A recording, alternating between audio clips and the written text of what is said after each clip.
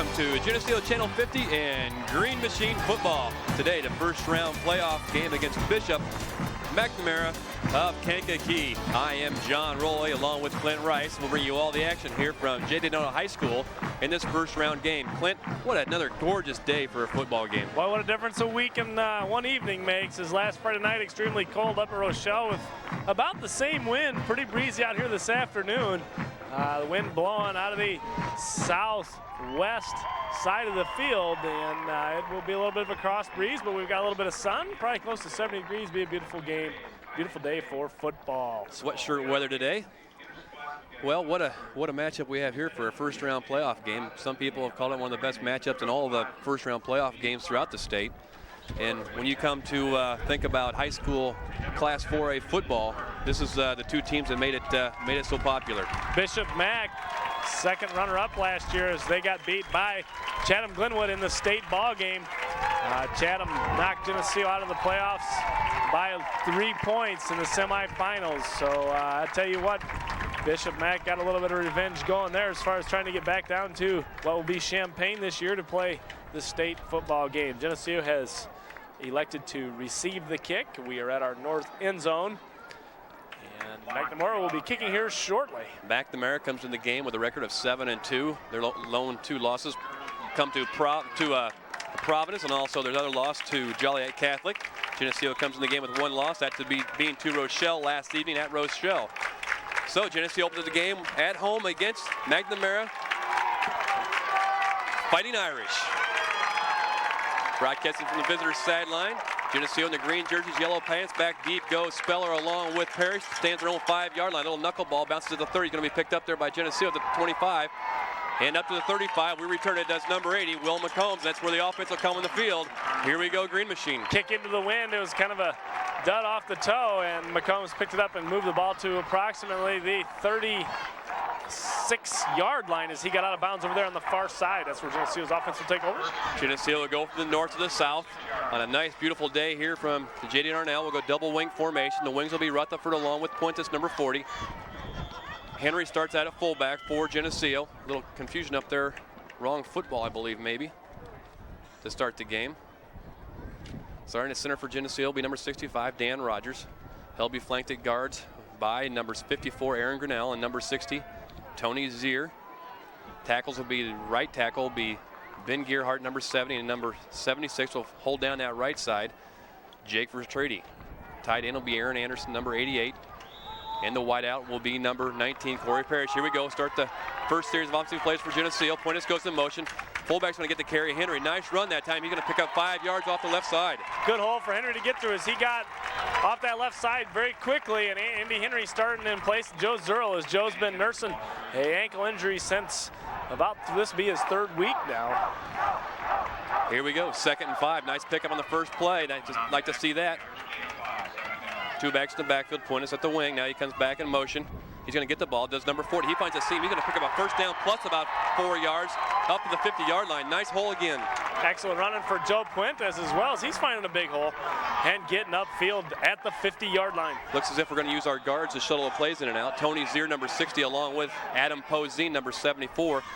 Reports we have is Jared Putnam, number 22, hurt his finger severely in the warm-ups and probably is improbable for the game today. 1st and 10, Geneseo, balls on the 50-yard line, sweep to their left side this time. Rutherford going to cut it back. He's going to pick up 2. He's still on his feet. He's going to file forward for 4 yards on a great second effort. You better tackle Rutherford, because he's a tough one to bring down as he's twisting it out there. And it said in the newspapers today that Bishop Mac's one of those teams you don't want to run a lot of sweeps on. There's Geneseo running one there and running it for 5 positive yards off the right side. As the Irish break their defensive huddle, they have looks like a five-man front, 3 down linemen, stand-up ends. Tight formation for Geneseo. Going to go right side again. Henry with a carry. He's going to cut back against the grain. Henry, nice pickup on first down inside the 35-yard line. That was Puentes. Thank you. Puentes with good hole off that left side as he's moving the ball upfield. The offensive line doing a good job of blocking so far to start this ball game. Geneseo's moved down inside the 35-yard line to about the 34.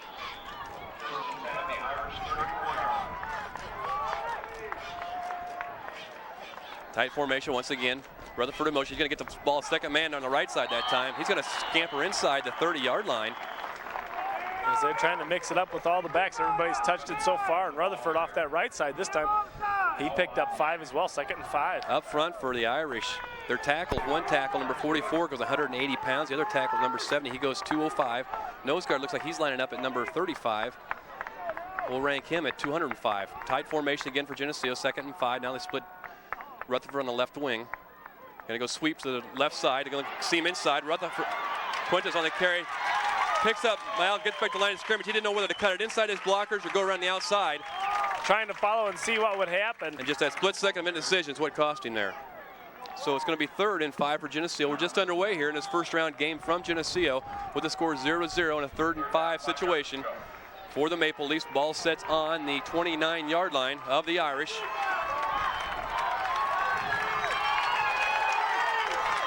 Irish have their defense all walked up within 5 yards of the ball. Second man this time. This time it's going to be Puentes. He's going to be close to the first down. Made the first down. Puentes, nice seam on the left side. Great seam. One guy got a hold of his jersey. Otherwise, I think he would have been off the pay dirt as he had a great hole. And the offensive line and the guards pulling well there and doing their job offensively to block Mack out of the way. First down from the 22-yard line. Up we come. Geneseo stomping down the field. Reed at quarterback. Number 11 goes under center. Now they go in motion. Henry with the ball again. That fullback's running tough off the left side. Picks up. Have to give him 3 yards, 4 yards in the carry. Picks up 3 or 4 yards on that one as Henry using that left side. Geneseo running the plays in and out with their guards this afternoon. Poseen as well as number 60, Tony Zier. Now up front, Irish up front brings number 66, somebody with a little bit more beef in there, it looks like, 230 pounds. He'll stand up right in front of Verstrady. Gonna go right side this time, looking for a sweep play, looking to cut it inside, goes Rutherford. He's gonna get behind some blockers inside the 15. He did a nice job of following his blockers. His quarterback got in there as well after the pitch. Rutherford following in behind as Parrish off that right side doing a good job of blocking. Flag on a play on the Irish. Didn't catch the call. If it was face masking, face mask, that'll be a nice one against the Irish and move us down inside or near the 10-yard line. 8:34 left in the first period, no score. Nice breeze here from J.D. Darnell today. Coming from the southwest. That's going to move us inside the 10-yard line for the Green Machine. Tight formation, they come up to the line. Rogers goes over the ball at center. Reed barks out the signals, now they go motion. Little action in the backfield, cut back against Green, good Puentes. He's going to go over the score, Joe Puentes for the touchdown, number 40. Excellent blocking off that left side as Anderson did a nice job of curling everything in. And everything worked out for Puentes to dance into the end zone untouched. And that's going to give us 6 with 8:26 to go. 7 yards out. Joe Puentes takes it in off the left side. Now that's what we need to get us kick started. Get us kick started. That's exactly right. Into the kickings, number 86, Lyris, on the hold of Dan Schaff. First ready with a snap. Point after try. Kicks up. In good by Lyris to make the score 7-0 with 8:26 left here in the first period. So 7-0, that's what we like to start at in the first drive, John. Now we got to come out defensively, show them what it's all about. As Coach Deary said, we got to tackle through the player. We got to go right through him for that tackle today. Of Hagler, that'll be their featured back when they come out on offense. See some of the Geneseo or Rochelle players filing into the stands here in front of us. That was a 64-yard drive, 11 plays, eats up 3 minutes and 34 seconds of this first quarter. Capped off by an 8-yard run by Joe Puentes to make the score 7-0 after Lyris's PAT kick. Right. That was an old-fashioned Geneseo drive downfield. Yes, sir. That's the way we like to see them, 5 to 6 yards at a time. Number 86, Lyris will now kick it up to kick the ball off back deep. For the Irish will go Hagler, their feature back, number 22. Back along with him is Nauman, number 2, and number 21, Purnell. They have some real speed in the backfield and also on this kick return. Here we come. 8:26 left in the period. End over end kick's going to come down to Nauman. Going to come along the near sideline and forced out of bounds, or right near his sideline. Going to be up around the 34-yard line. That's where Geneseo's defense will come on field. Let's see who comes out to lead them out. Aaron Anderson, number 88, along with Dusty Rutherford, number 24. Jake Verstrady, number 76, on one tackle. Grinnell, number 54, the other tackle. Joe Zerl, number 32, along at the linebacker, going one way today. Will McCombs, number 80, at strong safety. Free safety will be Reed. Cornerbacks will be Parrish along with number 40, Joey Puentes. And anchoring down right over the center will go Bowling, number 66. Here we go, 1st and 10, I formation. Sweep play to the right side. And knocked down in the backfield, maybe a pickup of a yard and a play. McCombs, Zerl, as well as number 54, Aaron Grinnell, and Dusty Rutherford there on the tackle. We'll give him 2 yards in the play. Hagler will be their feature back, number 22. He'll line up deep in the I formation. They'll run him almost a spread pro formation. They'll go split left and split right quite a bit, but this time they come up, split left, split right. I formation in the backfield. Quarterback barks out the signal, is going to give it to Hagler. Ball's fumbled, and Geneseo's going to come up with it. Fumble on the play, and on the bottom of the pile for the ball is Geneseo at the 38-yard line of the Irish. It doesn't look like he ever really got the handoff. No, he didn't. You know the problem that I see with this offense Anderson so cuts up the ball. Is he's got to run a long ways to get to the line of scrimmage once he gets the football. And he took a good hit up in there. Didn't see who shook it out, but Hagler coughing up the football early here. Geneseo taking over at the 38-yard line. 7:44 to go here in the first period. Geneseo on top 7-0. Tight formation once again. Puentes on the wing on the right side. Now he'll come in motion. Rutherford with the ball on the right side. Still on his feet. Rutherford fighting hard for the yardage today. Picking up big yardage off that right side goes Dusty Rutherford. Give him 5 yards in the carry.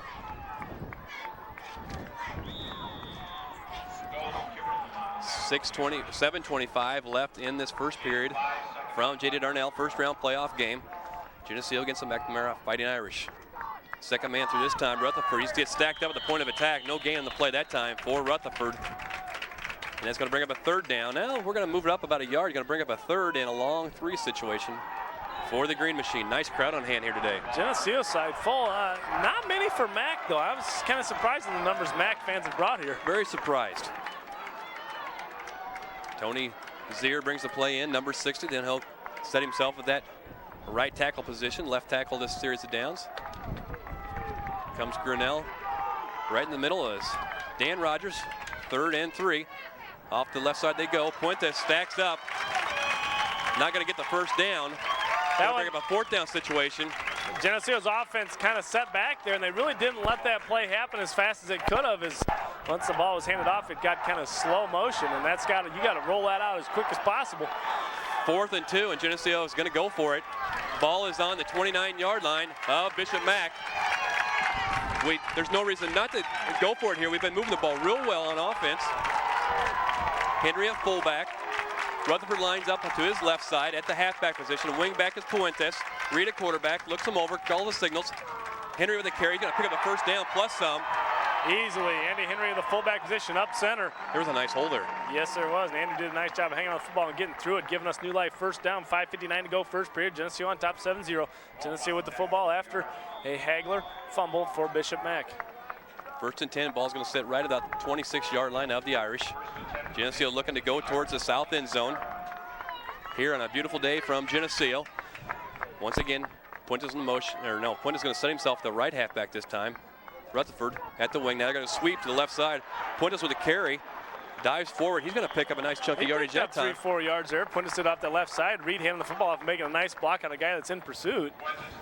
And Geneseo moving the ball 3-4 yards at a time here in this possession as well as they did in the first. You know, scouting report says you can't run the out sweeps on these guys, but certainly so far you're picking up 3 to 4 yards each time we've gone to the outside. Got to get our hats on somebody up front, make some blocks. 2nd and 6 for Geneseo. 5:11 left first period. Up they come. The tackles are gear hard along with Verstrady. Tight formation. Now Rutherford goes in motion. Looking to throw the ball wide open is Anderson. He's going to go down the seam. He's going to go for a touchdown. Anderson from 21 yards out goes Aaron Anderson on a nice seam pattern. Beautiful call there as Geneseo goes to do something they haven't done yet today, and that's throw the football. And Anderson was wide open. Reed just stepped back, hit him right over the middle. Nobody there to defend him. And now that's 6 points. And you know what set that up? Those good plays, those drive plays, running plays up the middle, and they're not even looking to stop the pass. Here we go, Lyris for the PAT attempt. Snaps good. Kicks up by Lyris, punches it up, and good. Makes the score 14-0 with 5 minutes left here in the first quarter. First round action from J.D. Darnell High School. A lot of ball game left though, John. We can't sit back on a 14-0 lead here as McNamara can certainly jump up and bite anybody.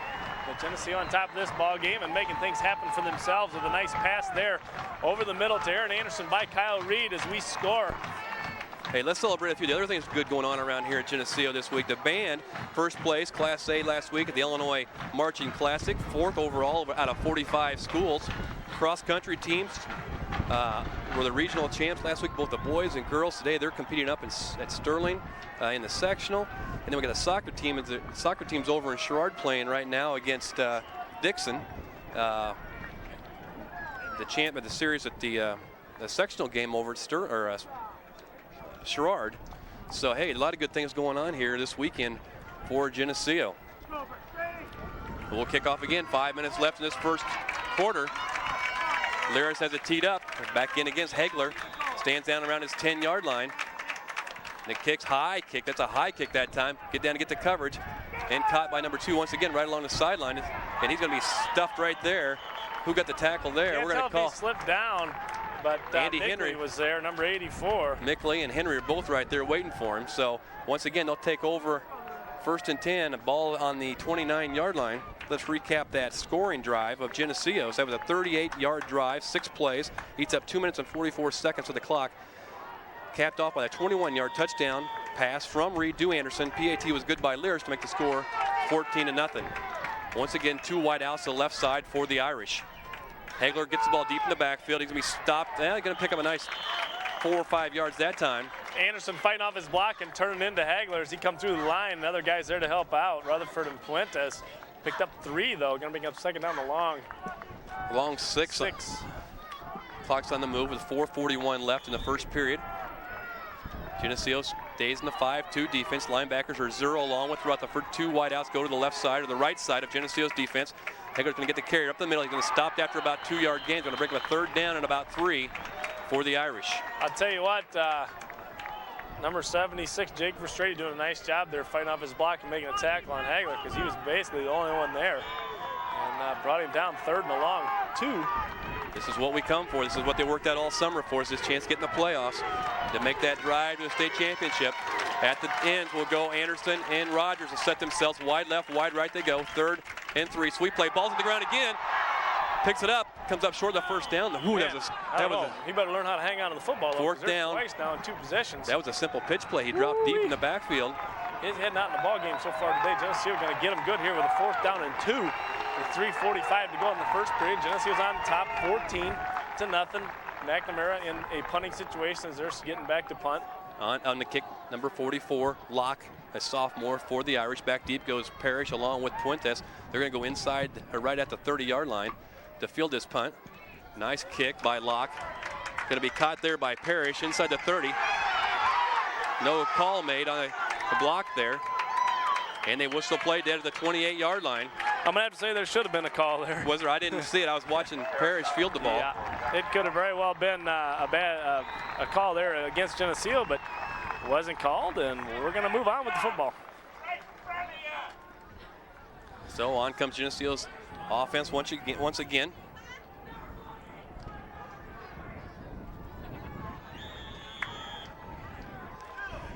Reed at quarterback, activity. Tight formation, wings on the left side. Now he goes back in motion, looking for a seam. Points us with a carry. He's going to pick up 3, 4, 5 yards on the carry. Good running off that left side, but for Puentes, as the McNamara coach had said in the paper this week, if Geneseo executes their offense like they normally do, they'll be hard to stop. And so far, Geneseo's offense executing things quite well.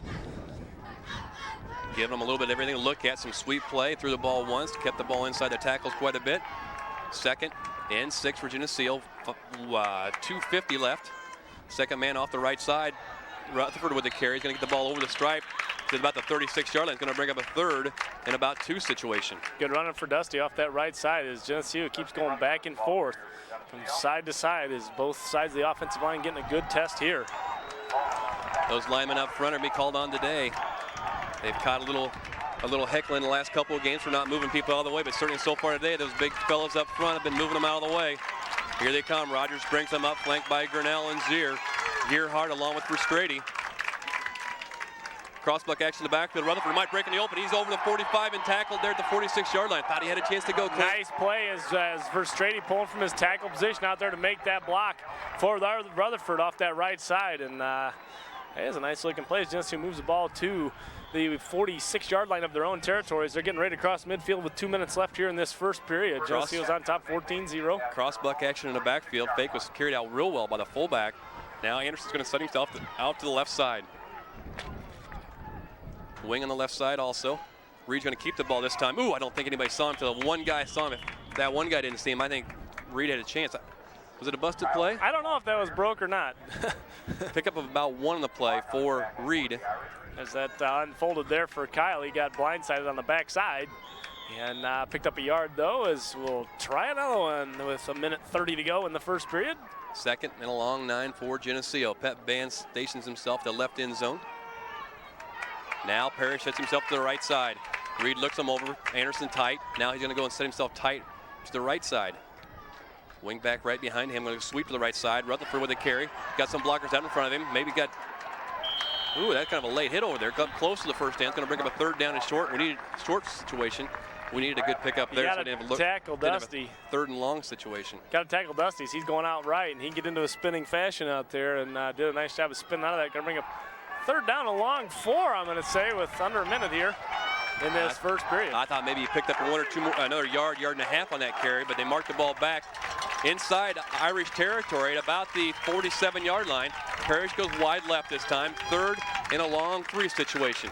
Here comes Puentes in motion. He's going to get the carry. Puentes is going to cut back against the grain. He's going to make it a 1st down. Just picking and choosing and making the play. Did a nice job as Puentes stepping through the downed defenders as Geneseo was blocking, doing a nice job here early. 1st down for Geneseo with 36 seconds left in the quarter. Moves the ball down to the 42-yard line of the Irish. Geneseo in their green jerseys, yellow pants, black shoes, and traditional G in the helmet. Late gun up play is Zier. Timeout's going to be called by Reed with 22 seconds left in the corner. A little late getting him on the field. Not sure what happened there. Somebody should have recognized that in the huddle, what was going on, that we were short 1 player in the huddle. Coach Jerry isn't happy at all with that, and of course, you know, you wouldn't be happy when you got 1 guy short on the field, nobody sees it in the huddle. So far, Geneseo doing a nice job offensively as Bishop Mack. There's only 3 teams, John, as far as I'm concerned, that have really played the most playoff games. Joliet Catholic leads that with 71. Since 1974, Joliet Catholic's played 71 playoff games. Since 1974, this is our 68th playoff game, and McNamara is right behind us with about 63. Geneseo is the only public school listed amongst those 2.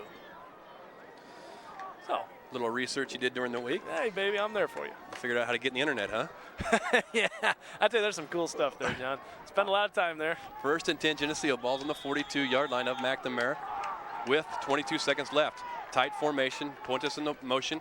Fullback Henry with the carry. He's gonna fall forward nicely. He's gonna pick up 4 in the play. He did, as he got tackled by the guy that Aaron Grinnell had tied up, and we got about 10 seconds left here in this first period, and I think that's probably going to do it there for the first period as Geneseo doing a nice job. So at the end of 1 quarter here in 1st round playoff action from J.D. Darnell High School, Geneseo fans on the far sideline come to their feet. At the end of 1, it's Geneseo 14, McNamara Fighting Irish 0. This Geneseo Channel 50 telecast is sponsored in part by Letterman's Pizza,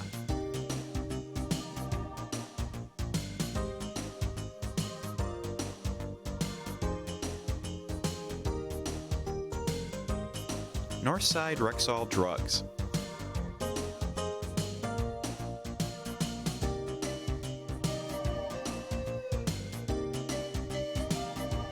Turbines of Geneseo, Dodge, Chrysler Plymouth, Jeep, Chevy, Olds.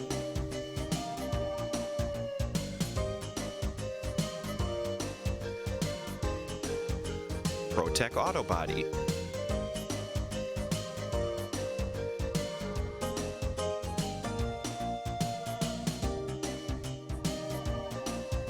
Eric Henderson and Rick Benhart of Country Companies Insurance in Geneseo.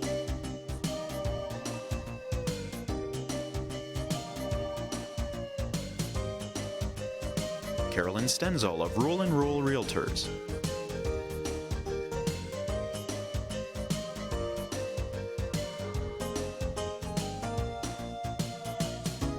Hammond Henry Hospital.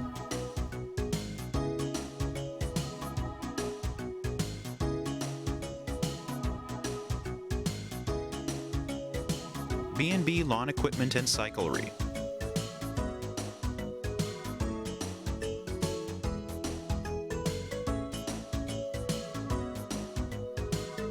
Tom Curran of Edward Jones in Geneseo.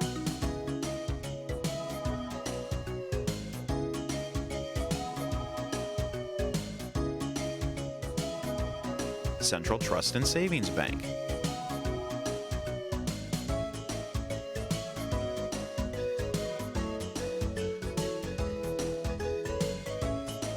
Geneseo Dairy Queen.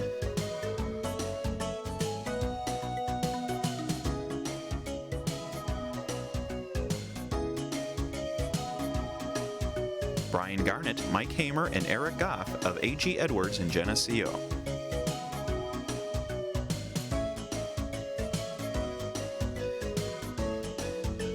Geneseo Municipal Electric Utility.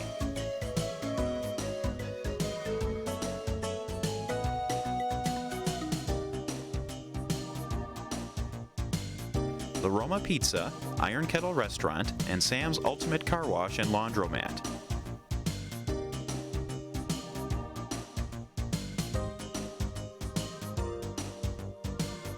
Becker & Becker, Plumbing, Heating, and Cooling.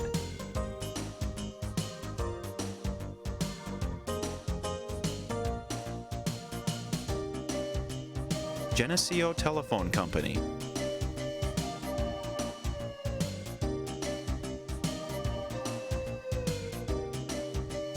Please patronize these fine businesses and let them know you appreciate their support of Geneseo Channel 50 telecasts. Welcome back as we get set to start the second quarter here. Geneseo up 14-0 and on a drive. 2nd and 6 we go. Going towards the north end zone now. Rutherford gets stopped in the back, but he falls forward for 2 though, up close to the 35-yard line. One guy coming up making a hit, number 55, Bob Boland, senior, and that is how that is pronounced, I believe. I believe it is, yes. By Kankakee. Not to confuse with the Bolins. We have Bolings. Bolins. Irish come out with a 5-man front. 2 linebackers, cornerbacks walk up tight. 3rd and 3 we go. 2nd man this time. Puentes with a carry. Up close to the first. It might be a yard short, but I think we're going to go for it no matter what it is. I think he's probably gotten it. He's pretty darn close there. You think you're right too. Oh, they marked it back about a half a yard from where I thought it'd be. Yeah, we'll see here. They're going to bring the little sticks in. They're going to measure it. Oh yeah. Just underway here in the second period. Geneseo jumped out big in that first quarter, scoring 14 points, 1 on their first drive, and getting the ball back right away as McNamara fumbled the football. McNamara. What'd I say? McNamara. Doops. Wow, getting ahead of myself. Kankakee, Bishop. I just call him Bishop Mack. Bishop Mack fumbled the football there, and Geneseo got it back. Went another scoring drive. Out. It's going to come up first down. Geneseo. Oh, that is close one. That's going to be a Did I make the call? I made the call earlier. First down, Geneseo. In between quarters there, we went through our sponsors and things, and can't say enough to thank our sponsors for what they've done for us this year as far as helping sponsor us and supply to get us to the games and things like that. So I want to again say thank you to our sponsors that help us out. 1st and 10, Geneseo.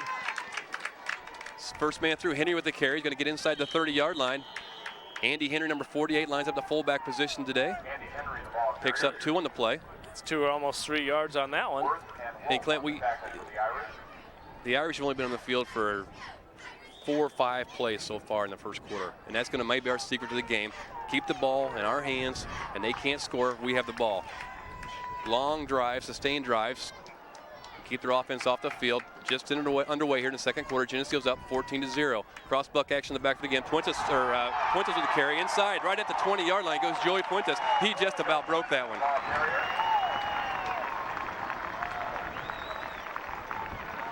Down to they're going to mark it right on the 20-yard line. 1st and 10, Geneseo.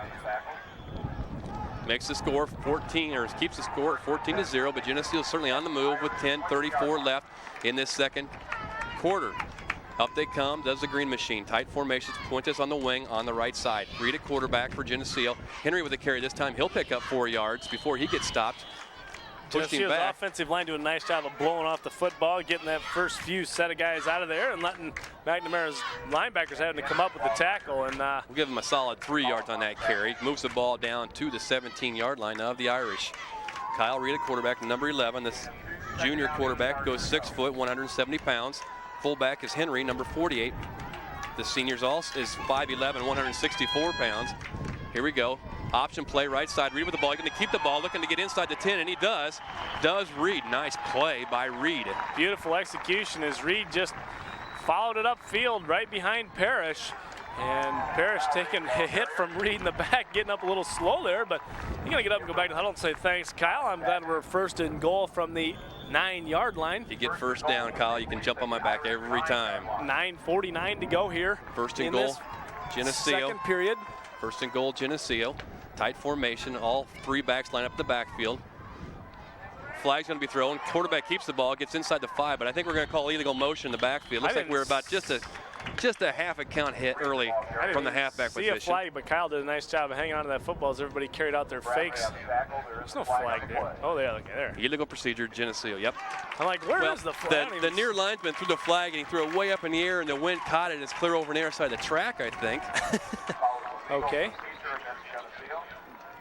Geneseo looking to go in the north end zone now. He's going to march him back 5 yards to bring up first and goal from the about the 14-yard line. Yeah, 14 or 15-yard line.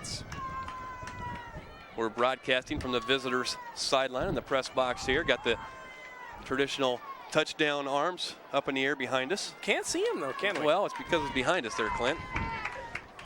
Almost forgot they were there. I tried to set that table for you, but they're right behind us, so. First and goal from the 14, excuse me.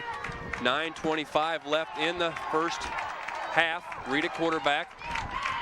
Option play right side. Reed keeps the ball this time. Going to fall forward near the 11-yard line. So it'll bring up second and goal from the 11 as number 11 takes the ball down near the 10-yard line. Picks up about 3 yards there as Kyle Reed going to bring up second and goal. 9 minutes. 9 minutes left here, first half. Geneseo's up 14-0.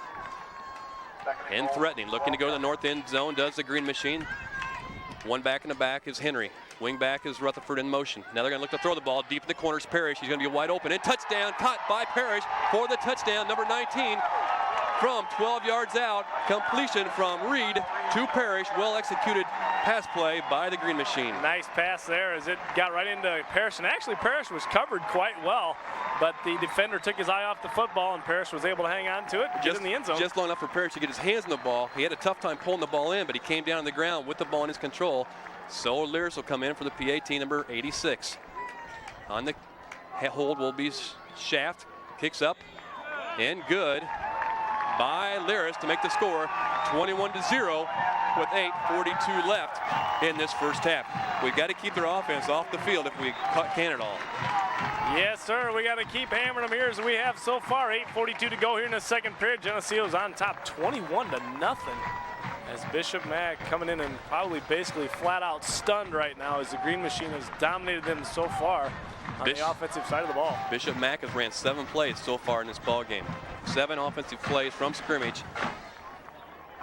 That's all they've ran. So Geneseo has 21 points on the board to make the score 21-0 with 8:42 left here in the first half. On to do the kicking will be Lyris, number 86. That was a 72-yard drive, 15 plays, eats up 6 minutes and 36 seconds of the first half. Capped off by 11-yard touchdown pass to Corey Parrish from Kyle Reed. PAT was good by Lyris to make the score 21-0 here in this first round playoff game. The victor of this game will move on to play Peoria Richwoods next week in Peoria. Lyris has it teed up at the 40. Nice kick end over end, kicking over down, going to be about the 12-yard line. Going to try to get to this near sideline. Nice wall in front of him. Does number 2. He's going to be hemmed in now. Going to try to reverse field, still on his feet. And he gets the return of it to about the 42-yard line. Does number 2. Nauman ran a lot of yards that time before he was tackled by the Geneseo Green Machine. He sure did, and he got off to this far side, and that's a dangerous situation because you get kind of hung up to dry as he tried to cut back, and Geneseo was right there to get him. But he got good field position for him. Got to stay in your alleys there in the defense or the defensive kick team. Here we go, 1st and 10, 43-yard line of the Irish. Backfield. Tailback gets the carry. Going to pick up the first down plus some. Still on his feet is number 22. And he moves the ball into Geneseo territory down about the 42-yard line. Does Hegler. Reed makes the tackle out here right on the sideline as McNamara getting the football and picking up their first down in the ball game as they're trying to get their offensive fired up. Of course, Geneseo's got to stay strong on defense. Even though they got a 21-0 lead, it's still a long ball game left with 8 minutes left here in the second. Wide left, wide right they go. Pro formation, back in the backfield is Hagler. Long count by the quarterback. Quick play up front to the fullback, number 42. He's going to be hemmed in pretty good there. Rutherford gets a nice hit on him. Being largely held there as he makes a good hit with Rogers to make the tackle for a gain of 0 as they hand off quickly to the first guy through, and he picks up nothing. Coach Paulson with the defensive call on the far sideline, flags it in to the defense. Here we come. Wide left, wide right we go. 5-2 defense by Geneseo. Linebackers Rutherford along with Zerl. Quick count this time. Tailback gets a carry, number 22. He's going to break in the open. Hegler's going to go from 41 yard out. Hegler scores for a touchdown, number 22 for the Irish to make the score 21-6. Geneseo. Huge hole for him as he had all the running room in the world and extremely quick. But that'll kind of slap Geneseo in the face a little bit and tell him it's time to wake up on defense. As just because he's fumbled it twice doesn't mean he can't run with it, and he showed us there he can. Nice hole that time for Hegler. Certainly, as we understand, a Division I prospect. Hegler comes in with 6'2", 195 pounds, and pretty good speed there, it looks like. They'll try to kick their PAT. Number 43 comes in. Kimberlin. Offside's going to be called on Geneseo. And they're going to bring the offense in. As McNamara going to go for 2 here after Geneseo giving them another 1.25 yards, which I can't believe that makes all the difference in going for 2, but that's what McNamara has chosen to do here. So McNamara lines up. They're going to go for a 2-point conversion here on their PAT. This could be a big call here. 7:34 left in the first half. 3 backs in the backfield in front of Hegler. And he's going to score to make a 2-point conversion, make the score 21-8 here in this first round playoff game. McNamara got a long road back, but they're ready to battle it with 7:34 to go in the second period. They're getting on board with 8. 21-8 is the score, and that one there. That was a 57-yard drive by the Irish.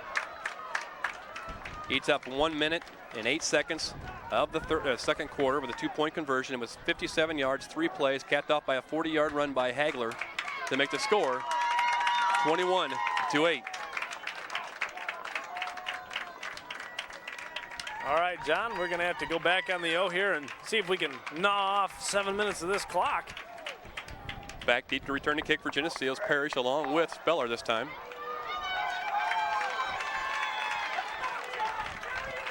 The Irish will be kicking for all intents into a pretty stiff breeze here. Going from the north to the south, and the breeze is out of the southwest. Well, the flags are standing straight out. It's a pretty good breeze, but still a beautiful day for football here in Geneseo. Wonderful. Speller and Parrish stand down at around the 15-yard line as they get ready to field this kick from the Fighting Irish of McNamara. They break through a huddle and get formed up for the kickoff. Irish have some new life now after their big touchdown run by Hegler. They're ready to kick the ball off. End-over-end kick. It's going to be caught by Speller. The wind just knocked that thing down. He's got a nice wall in front of him. Speller brings the ball back to about the 34-yard line, 33-yard line does Derek Speller, number 28. Good running there by Speller, and good offense, a good place to start the offense there for Geneseo from about the 33-yard line. And we got to take the wind out of their sails now by seeing if we can gnaw up a lot of this clock here and hold the football. First interception made these at their own 33-yard line. Steady as she goes. Poseen at one guard, Grinnell at the other. Reed at quarterback, Rogers at center. Sweep play left side this time by Puentes. Cut back against the grain. He's going to pick up a chunk of yards over the 40-yard line. He's going to be tackled just about a yard short of the first down. 9-yard pickup by Joey Puentes. Reed out there throwing himself around in front of the block as Puentes going off that left side, getting some good running room, and can't tell if he's getting up slow or if he's got somebody laying on him. Got to check over his elbow there. They're going to tell him how to go out of the game. Must have a cut on the inside of his forearm, which I have to tape up or stop that bleeding. All right, Parrish going to step into the offensive backfield then in place of Shaft. Dan Shaft steps in, number 17. He'll line up a one wing back, second. Yeah, well, 2nd and 2, we'll call it. 6:49 left in this first half. Geneseo up 21-8. Reed at quarterback. Now here comes Rutherford in motion. Second man goes Rutherford. He's going to pick up the first down plus some up near the 45-yard line. Good running there as the line keeps on turning. Then backs come out of that backfield hard all day, and that's going to be hard to stop Geneseo's offense as they've so far picked up 3, 4, 5 yards a carry and had some bigger ones yet. So 6:35 to go here in the second period. 21-8 is the score with Geneseo on top over Bishop Mack. Henry lines up a fullback right behind Reed. Double wing formation. Here comes Rutherford in motion. Henry's going to get the ball on the carry. Going to get over the 45-yard line, about the 46. They're going to have to mark the ball up near the 46, I would think Clint. You better tackle him because he's going to keep on fighting, and two guys cleaned him up, but the forward progress gave him 2. He really wraps that ball up tight, doesn't he, when he's carrying it? And he needs to in there because it looks like they're digging for the ball. Tony Zier brings the play in. He and Adam Poseen run the plays in and out right now. Appears as if all our guards are very interchangeable. 2nd and 8 for Geneseo. 5:55 left first half. Tight formation, 2 backs in the backfield.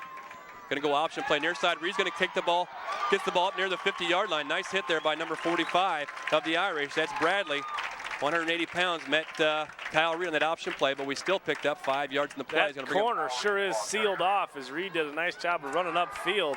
Not a lot of people there. Going to bring up 3rd and a long 4 for the Green Machine. Poseen, number 74, brings the play in. Adam Poseen, 6 foot, 190 pounds, sophomore. McNamara's fans come to their feet in the near sideline. Tight formation again. Puentes on the wing on the right side. Now he goes in motion. Second man. Reed going to keep the ball on the naked bootleg. Gets the ball, picks up maybe 1 yard in the play. Bring up 4th down for Geneseo. Does a nice job hiding it, but McNamara had nothing of it.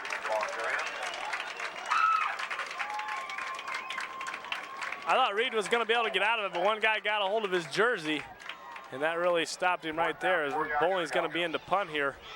Yeah, now with 4:45 to go here in this second period, I think we could bury them pretty deep in their end zone, but we're going to have to be careful as there's nobody back to recover here. Number 2, Noman goes back. Nice snap by Verstrady. Bowling gets the ball up in the air. That's nice. Nice coverage down there by Geneseo. That'll put them down at about the 15-yard line.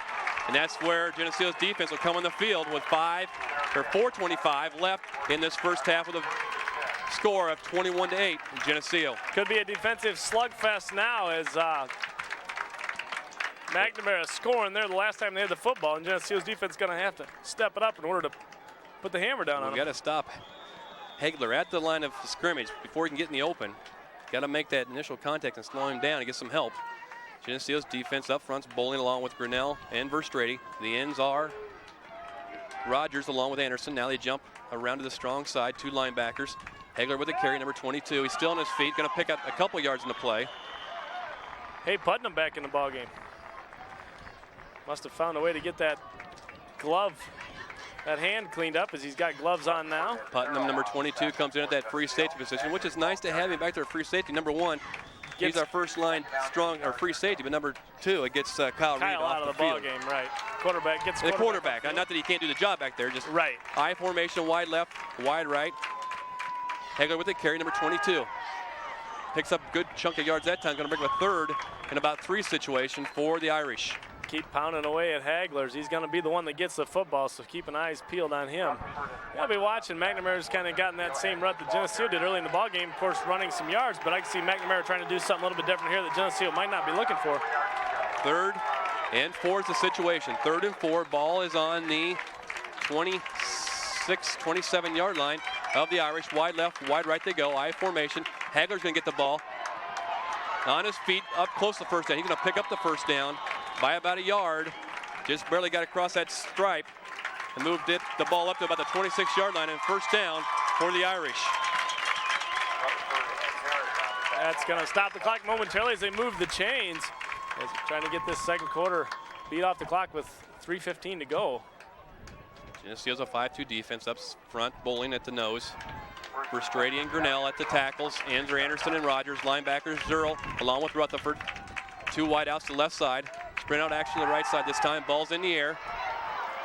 Overthrown pass play. Incomplete down near the 50-yard line. Referee takes a tumble. Up he comes. Looking good doing it. Putnam on the defense that time, and the ball holding by the Irish. Holding on the Irish. Up front in that line of scrimmage. Hagler takes himself out of the game. Flag on the play, initial call is holding against the Irish. Tell what's wrong with him, but they need him. They can't run this offense without him. Feature back in the game. I'll march off 10, make it 1st and 20. 2:57 to go in the second period. Marching back. I don't know if he took a 10 hit yards. there, John, or what, but he's kind of down like he took a shot to the chest on maybe even a block situation. We're going to bring up a situation of 1st and 20 for the Irish. Ball sets at the 14-yard line of the Irish. Wide left they go. Still I formation. Tight end sets himself on the left side. Reverse play in the backfield. A lot of defense out here. They hem him in pretty good that time. Grinnell just stayed with that one and made a nice tackle. Grinnell stayed with it. He was also being held, and he fought the guy off to make the tackle. Rutherford there to help clean it up. And I can't tell, is that going to be a little bit more of a loss? Going to bring up 2nd and 24. Grinnell, yeah, he just had a battle with the guard out there in front of him, and Grinnell kind of likes that contact out there, I think. He was just waiting. Come on, he was just looking over the defender's shoulder, offensive player, just to see where that runner was going to go, and he was going to turn him in here. Using a few wrestling moves there, does Aaron probably. Wide left, wide right, I formation. Hagler still on the sideline down on one knee. Straight drop back to pass this time. Ball's in the air. Way out of bounds, not catchable that time. And that's going to bring up a 3rd and 27 situation. Boy, the quarterback can really throw the ball out there, but it's in the air a long time. I don't know if Hagler's sick. He's not getting any attention from anybody. He's just down on the ground. He's sitting. He is dead. I think he's just tired. Grinnell is incomplete, 3rd down.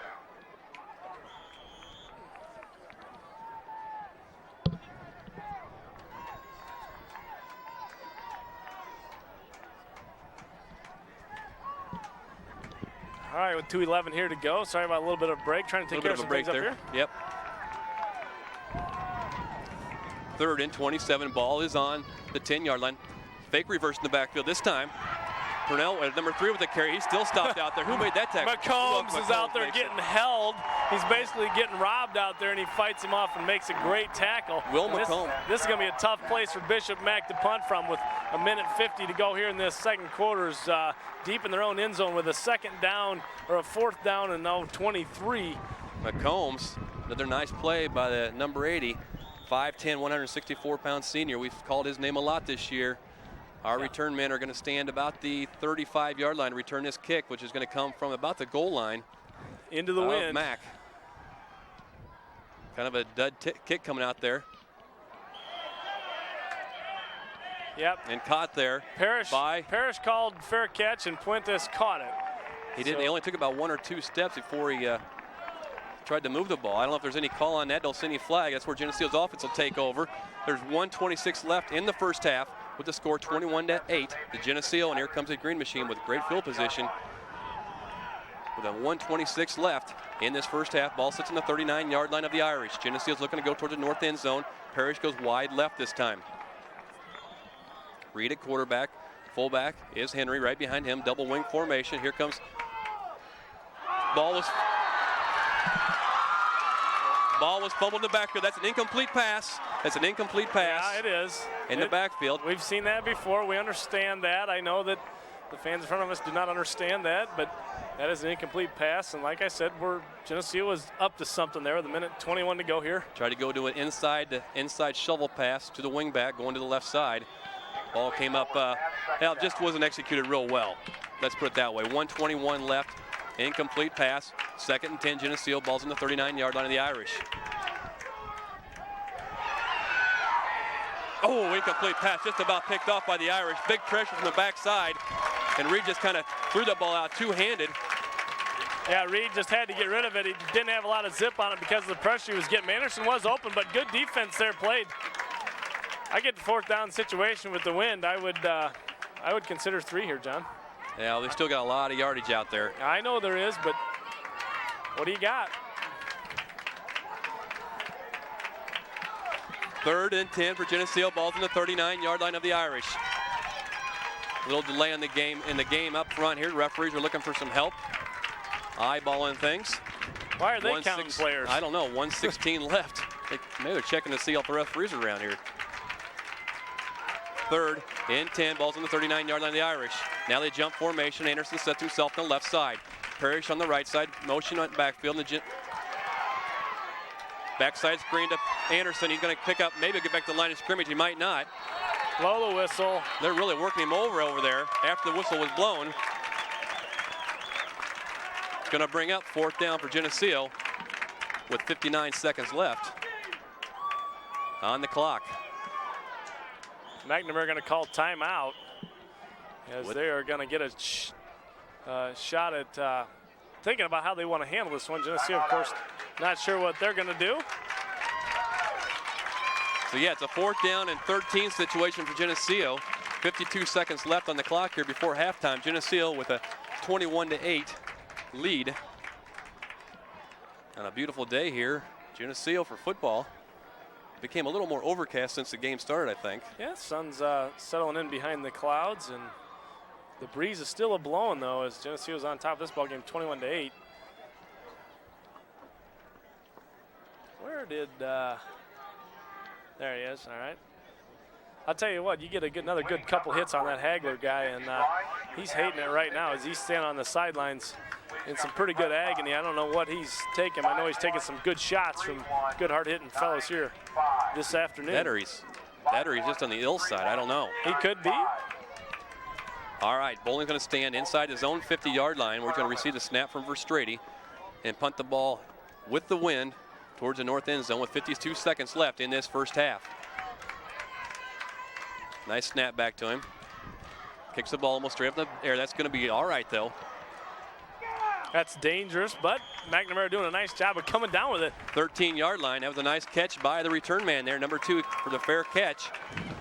Bowling with a nice job getting that ball way up in the air. Nice spiral, and as it turned over, with a nice catch by Nauman at the, where we at, 13-yard line. That's where they'll come on the field with 45 seconds left in the first half. Hagler coming into the ball game in that long back position as he was out for that last possession. Okay. He was sick or something. Wide left, wide right we go. Irish with the ball. Draw play in the backfield to Hagler. There's a block in the back on and Parrish tackled after a pickup of about 5 yards in the play. A lot of running, though, with guys on top of him. That wears the guy out, but Parrish did get blocked in the back over there. Was there a call? No. No, timeout. There was a timeout called by the Irish with 35 seconds left in this first half.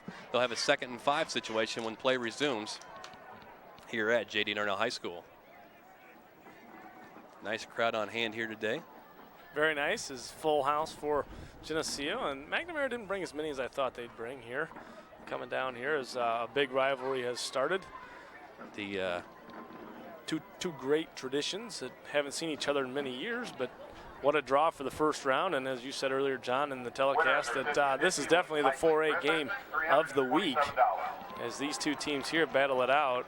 Jerseyville 9-0 going into yesterday's ball game against 6-3 Peoria Richwoods last night, and Jerseyville bowing out as they got beat up. I think 42-21 was the final score, something similar to that. We've seen Jerseyville here back in the 90s, early 90s, and same thing happened to them. They got beat pretty bad. Here we go, 2nd and 6, 35 seconds left. Wide receiver left, wide right. Hagler at tailback deep in the backfield. He's going to get the ball this time. Does number 22. He's going to be stacked up. He's going to come up short of the first down. Tackle on the play by Rutherford. Rutherford knows you got to hit him in the legs, and he did that as he gets up slow. 24 seconds, 23. They're going to let the clock run down. Up the line they come. Quick huddle that time, 17 seconds. Geneseo sets themselves. Sweep play to the right side over here. McCombs And tackled inbounds. The clock will stop, though, due to the first down with 5 seconds left. Putnam coming from the long side of the field, and I had a good angle on him. And clock stops to set the chains, and timeout's going to be called by the Irish with 5 seconds left. They want to make sure to get this one last play in before the bell rings at the end of the first half. First half we've seen so far, John, has been very much dominated by Geneseo's offense, especially in the first quarter, as Bishop Mack has Taiwan Hagler has 11 carries for already 101 yards, as he's been their workhorse, but not running a lot of plays. They didn't run too many plays there in that first quarter. Second quarter is a little bit different for them, and that's where they got their 8 points was out of this second quarter. But so far, Geneseo on top, 21-8. 5 seconds left here in the second period as Mack calls timeout. Certainly, as we talk, we want to keep them off the field as much as possible. Keep the Irish offense off the field. The Irish come into the game with a record of 7-2. Geneseo with a record of 8-1. They break the huddle, and up front for Geneseo goes Bowling at nose guard. The tackles are Grinnell along with Verstrady. The ends are Anderson along with, well, in this case, we're going to go, let's set that again up front for you. They're going to be 4 men up front. Anderson, Verstrady, Grinnell, and Bowling. Linebackers walk off deep. Speller's way back deep inside his own 40-yard line to play defense back there. 3 receivers to the right side. Ball's in the air and incomplete by the Irish. And time has expired at the end of the first half. We kind of surprised them with the defense that we set up that time. Yeah, we just spread the field and said, come on, try to beat us down. So at the end of one half here in the first round game at J.D. Darnell High School, it's the Geneseo Maple Leafs, the 21, and the McNamara Fighting Irish, 8. We'll be back after this. At this time, we'd like to make a special presentation to Coach Elmer Reedy. Coach Reedy,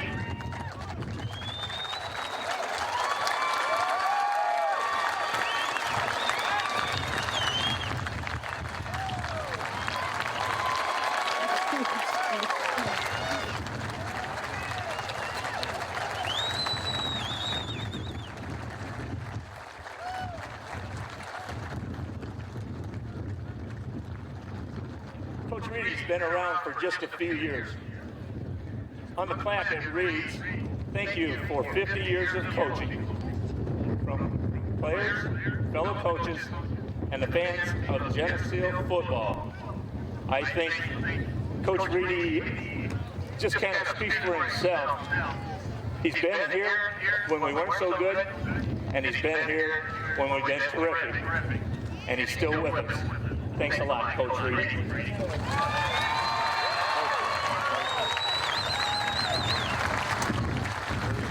Kitty's been around also.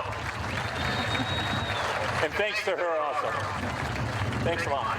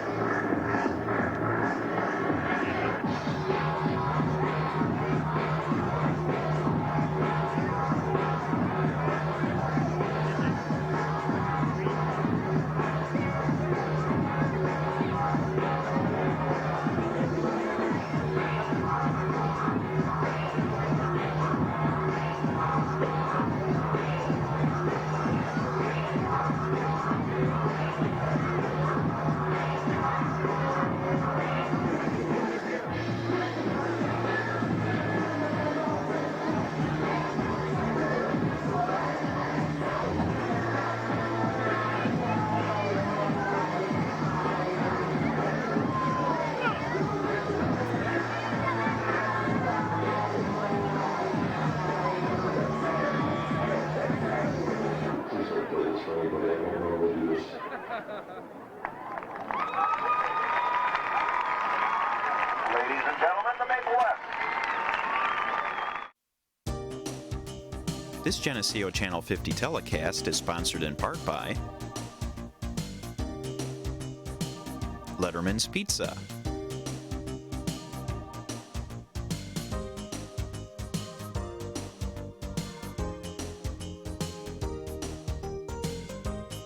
Northside Rexall Drugs,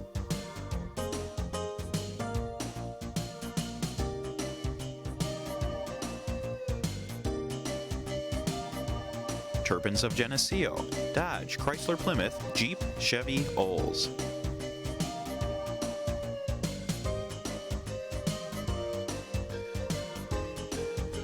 ProTech Auto Body.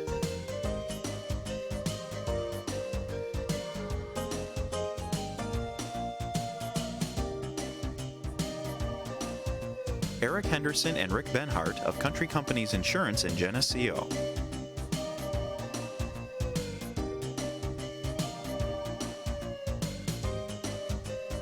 Carolyn Stenzel of Rule and Rule Realtors.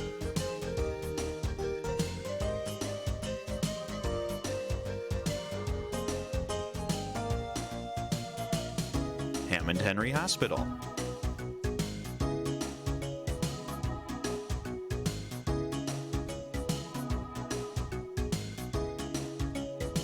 B&B Lawn Equipment and Cyclery.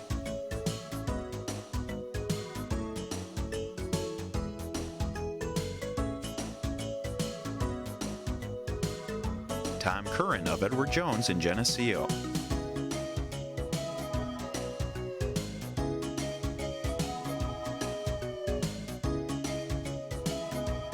Central Trust and Savings Bank.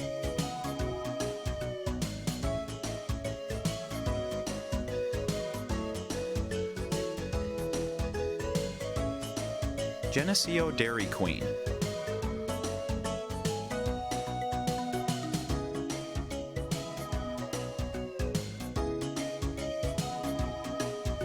Brian Garnett, Mike Hamer, and Eric Goff of A.G. Edwards in Geneseo.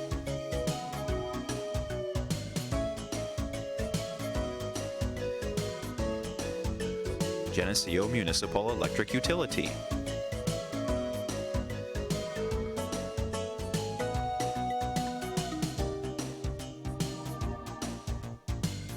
La Roma Pizza, Iron Kettle Restaurant, and Sam's Ultimate Car Wash and Laundromat.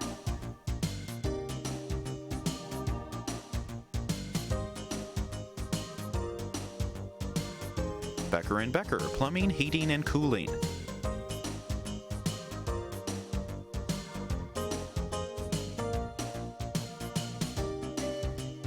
Geneseo Telephone Company.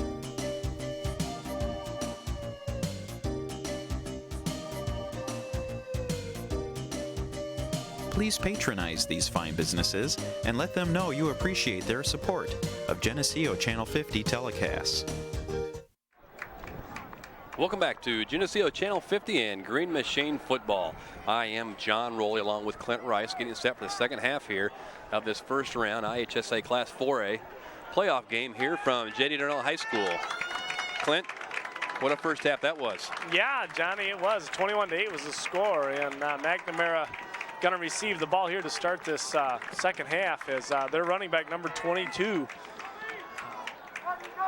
Taiwan Hagler. I think he might either be ill or something's wrong with him physically outside of it, or some sort of injury, but he is not feeling the greatest right now, and he'll be back deep to receive this kick from Lyris. Geneseo kicking off from the south to the north. A little bit of a breeze behind Lyris's back. End-over end kick going to come up short around the 15-yard line, fielded there, and they give the ball to Tagler. Finds a seam right up the middle. That's number 22. Lyris is the one man to beat. Pursuit angle. Number 31 pushes him out of bounds. Oh, you got to hit Still his in legs. bounds. Touchdown, Tagler. An 85-yard touchdown return by Tagler. There's that kick again. That kick is so vital. And that one, he's got the wind behind him again. And the kick is not there. That ball has got to be kicked to a corner, and it's got to be deep. and it was lofted up into the air, so you got a toe underneath of it, and Hagler, who you got to hit in the legs, you just can't bounce off of him. He's going to forearm you, ran it up the sidelines and scored. It's that simple. That's 2 weeks in a row now. We've given up 7 points in less than 15 seconds. That makes the score 21-14. Geneseo's up by 7 to start the second half here. They'll come in to kick the PAT. Certainly another turn of events to change the momentum a little bit. Snaps back, kicks up, hitting good to make the score 21-15 in Geneseo. So wake-up call, Geneseo. I mean, that guy is basically sick, and you got to hit him in the legs, and nobody was hitting him in the legs. They're all trying to tackle his shoulders. Well, I'll tell you what, he's not going to tackle that way. Dusty Rutherford found that out in the first half as he was drilling the legs and dropping him right where he got started. So Geneseo's offense going to come onto the field after they receive this kick. We had him hemmed in against the sideline here, but nail him hard. This guy's not going to go out of bounds. He's going to fight for every yard. Runner. He's a very tough runner. Let's turn around and do the same thing right back at him. Back deep for Geneseo to open up the Geneseo's kick returns. Speller, number 28, along with Parrish, number 19. Score is 21-15. Anybody joining us late here to start the second half? Tegler takes the opening kickoff. 85 yards for a touchdown. And gives the Irish of McNamara new life here early in the second half. On this first round game, back deep, Parrish and Speller back at their 10-yard line. The kick will be coming into the wind as number 44, Locke, has it teed up.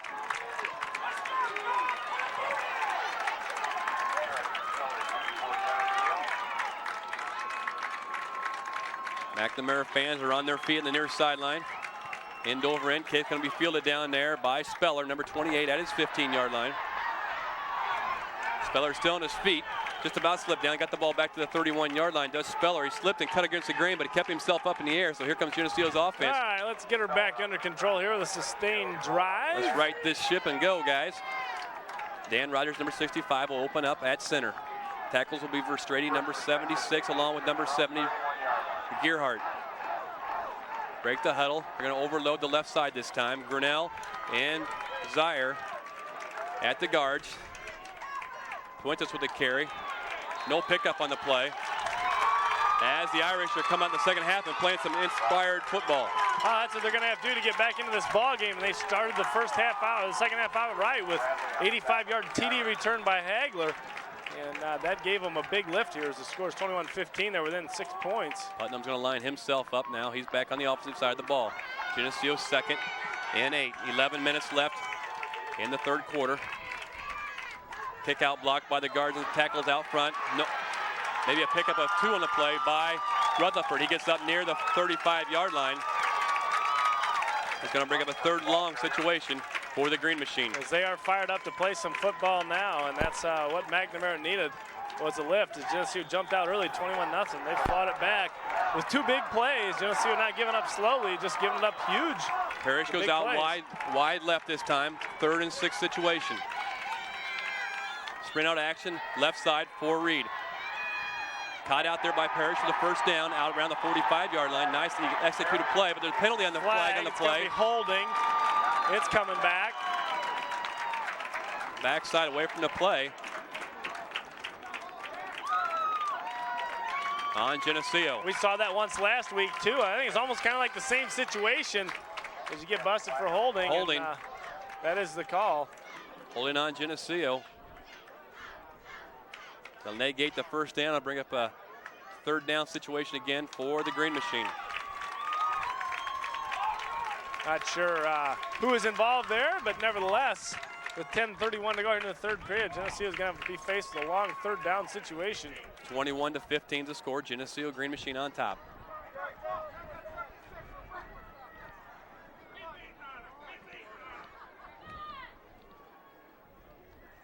March off against Geneseo of 10 yards. It'll bring up. That hurt. 3rd and 18. 3rd and 17 for Geneseo. Tight formation they line up on. Putnam tight to the right side. Anderson tight left. Wing back right behind Anderson on that left side of Geneseo's offense. Certainly McNamara's crowd and team has been inspired by that kickoff return by Hagler to start the second half. Four-man front this time by the Irish. Four-man. They take that nose guard and drop him back into a middle linebacker situation. Read it, quarterback motion. A lot of movement in the backfield. Backside pass over there to Puentes. And tackle That for a guy loss. has got to be blocked, and Puentes getting out there with the football, and he can't go anywhere with it. He caught a football that actually gave us negative yards. Tackle on the play by number 45, Bradley. Certainly a linebacker that snuffed that one out right away. Sure. Nobody out there to kind of a naked screen play. Fourth down and a huge 21. 2 Puentes brings up a fourth down, as you said, and 21. 10 minutes left in this third period. Geneseo's up 21-15. Bowling will drop back to punt. He'll stand inside his 10-yard line to kick this ball.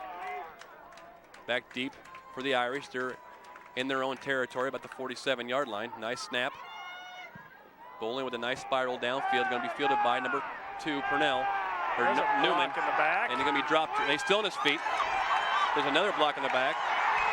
And there's going to be a return down the field. They're going to throw the flag on that. Reed has to make the tackle up near the 35-yard line, but certainly there's a clip back here on the play. Good. Bring it on back, as I saw 2 of them happen. And there's one clear across the field over there also. 2 flags on the play. We have flags on the play.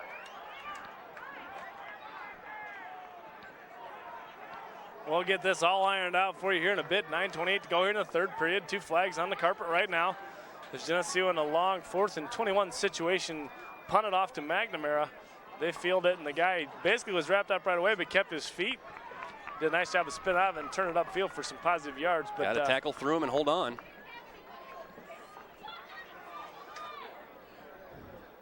A lot of discussion by the referees out here, where the ball lies dead at the 49-yard line of Geneseo after the return by the Irish.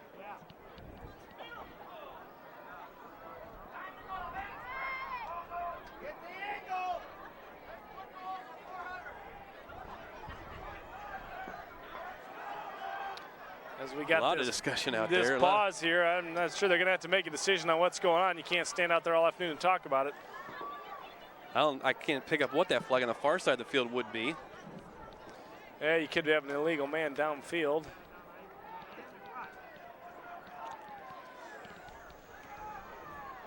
The clipping flag lays back at the 40 or 38-yard line of the Irish.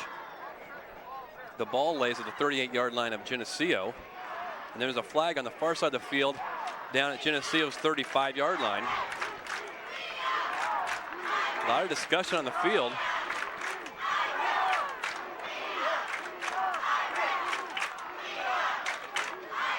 They haven't talked to either captain yet as far as what happened. Going to keep the chains where they're at. Now the man in the white hat goes to the center of the field to make the call. They're talking to the Geneseo captain now.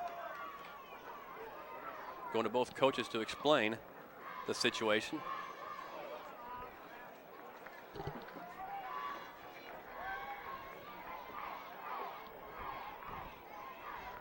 Geneseo might be able to get to punt this again.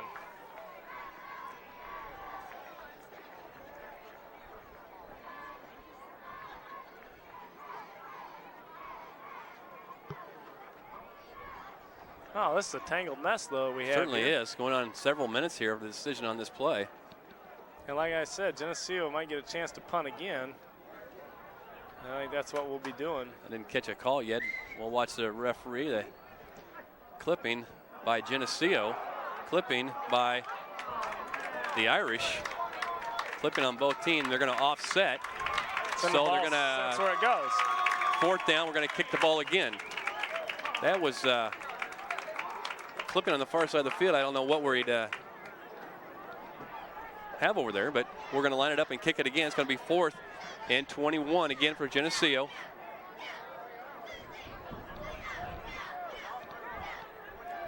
They'll line it up and kick again. Once again, Bullen will drop back inside his 10-yard line. Plays it out.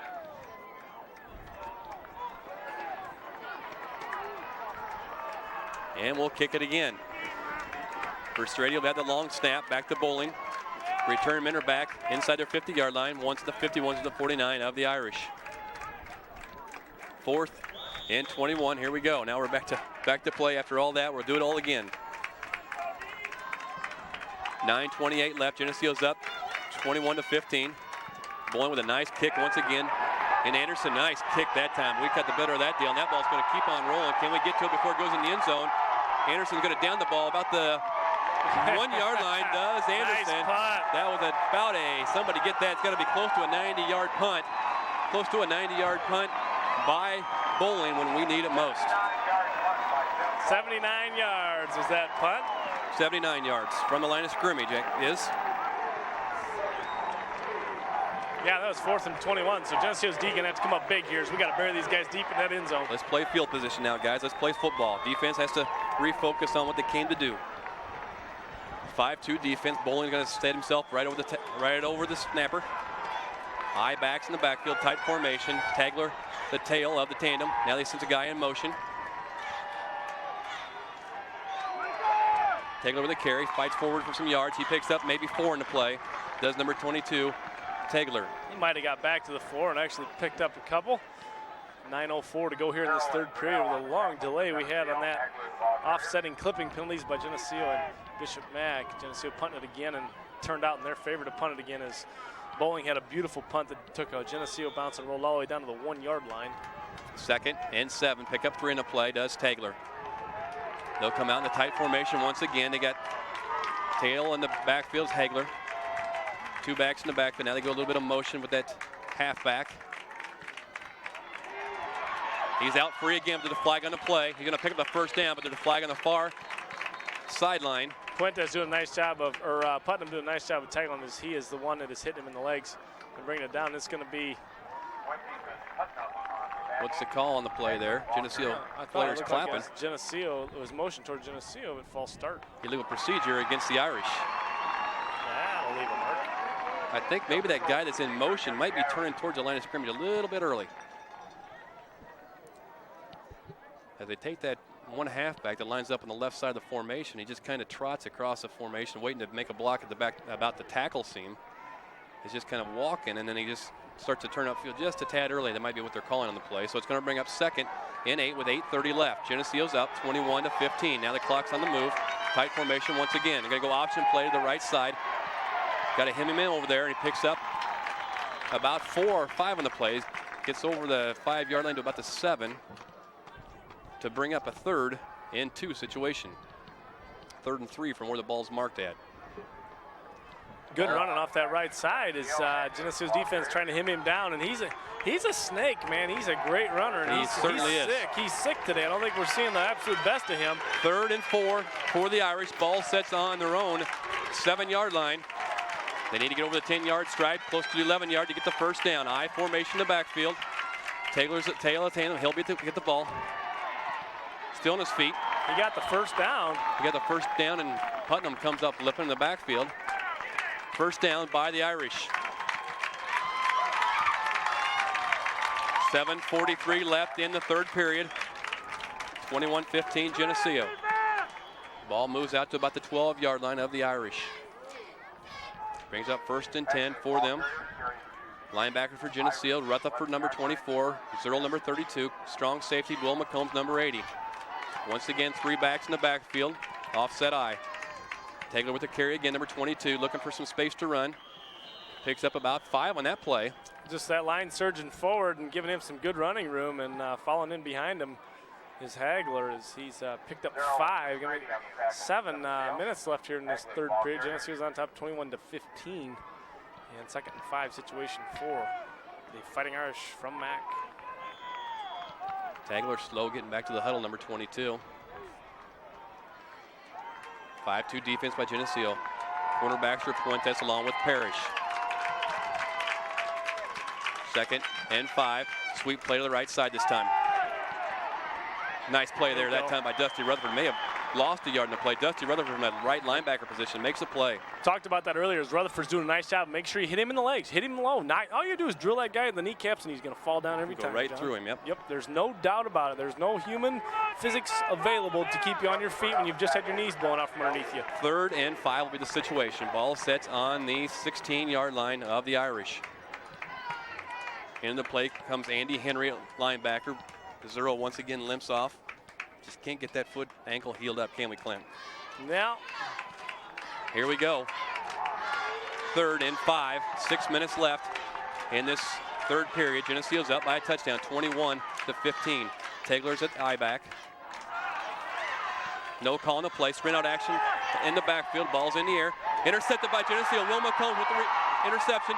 And he's still on his feet. Will McCombs tackled or down around the inside the 15-yard line. Jake Verstrady had the quarterback for dinner. He just got done getting off him as Will McCombs steps in front of the pass and come down with it as Geneseo, we thought, might have got called for offsides as they got a little jumpy, but got back before the ball was snapped. Everything was square, and Geneseo's football at the 12-yard line. McCombs is down hard on the far sideline. Looks like I think he might have just got the wind knocked out of him. The ball. Here's Geneseo's opportunity right here to take that momentum off the Irish sideline.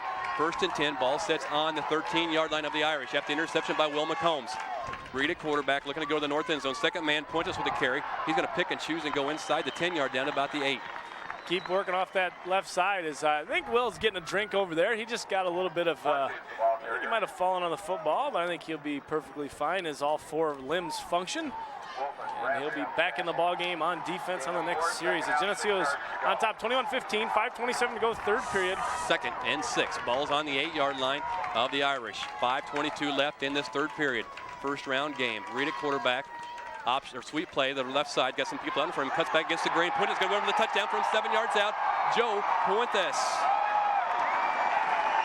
Boy, he's looking for the corner. There's no corner there, so he's cutting it back against the grain up the field, going north and south, and he goes in the north end zone. And, excuse me, he's from about 8 yards out. Joey Puentes puts another 6 on the board for Geneseo. And we needed that too, John, to get a little bit more of a gap here. Lear's going to kick an extra point. Held by Schaff. Puentes with a kick. It's up and good by Geneseo to make the score 28-15. So a couple turnovers so far today have hurt the Irish. The fumble early in the game. Giving us 2 scores. Geneseo turned that into a touchdown, and then here the fumble, or the interception by Will McCombs. Gives Geneseo another touchdown to make the score 28-15 with 5:13 left in this third period. All right, Johnny, we needed that, 28-15. And this kick here is very vital to how we handle this kickoff return as Geneseo's got the wind behind us. And I know Lyris has got himself a great foot. He's got to step up there, and he has really got to put a toe in this football. And as far as I've seen him in warm-ups and in practice and so on, he can kick that football 60 yards. There's no reason why this one should not be a touchback in the end zone. We talked about that a little bit. He's so smooth warming up, kicking. It's almost like he pushes a little bit too hard on these kickoffs. 13-yard drive, 2 plays, eats up 36 seconds of this third period. 8-yard touchdown run by Joey Puentes. PAT goodbye Lyris to make the score 28-15 with 5:13 left. Back deep again, Tagler, along with number 21, Purnell, back deep as Lyris gets ready to kick this ball off. He's going to try to place this ball one place or another. There we go. That's exactly what I've been looking for. That's going to go inside the 5-yard line. Joey Kernan's got a chance on him. Needs some help downfield. Lyris has got a touchdown run.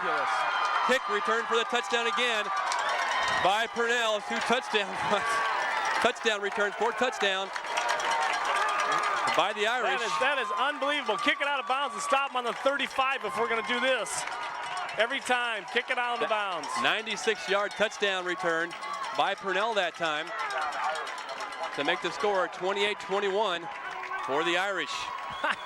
4:57 to go here, third period. Geneseo special teams, and the defense recovery is so far rendelled 14 points this afternoon. As that football, if it isn't going to be kicked in the end zone now, it's got to be kicked out of bounds and set them on the 35 because the defense doing much better when they're dead stopped. Outstanding kickoff return that time by Steve Purnell. Beautiful, great run. Can't take that away from him. Nice 2 returns by the Irish this second half.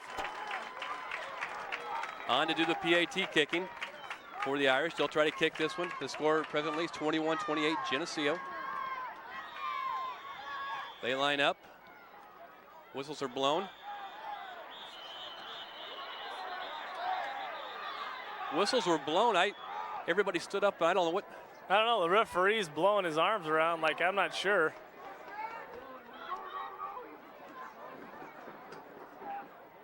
I don't know what the call was there. I thought I heard a whistle blown. I don't know. the referee was doing something. He blew the whistle. Geneseo stood up from the defensive position. They were already down at line. And then Max snapped it. And this is a mess. There's no flag. Now they're going to stand around. Illegal procedure.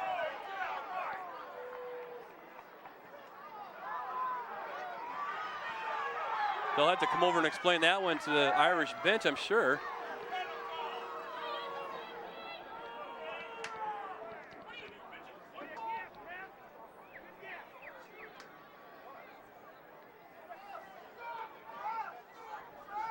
All kinds of confusion on the field, but they're going to mark off 5 yards. March off 5 yards against the Irish for illegal procedure for this point after try. Now they'll move back and set the ball down at about the 15-yard line, so it makes a little bit of a longer PAT attempt. Snaps high, another flag on the play. And it was good, but the whistle and flag again on the play. This time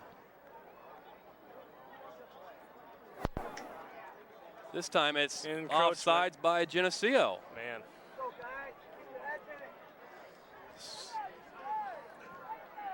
So they'll move the ball back to the original position and dead ball foul. 3:57 to go here in the third. So the PAT didn't count. So they'll line it up again from the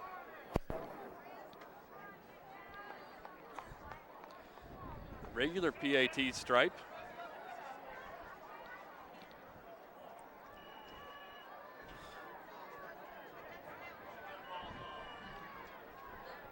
So they'll try it again and just inside the 5 yard, and they'll set the ball, and they'll try the PAT once again. Now they'll set the tee at about the 11 yard line.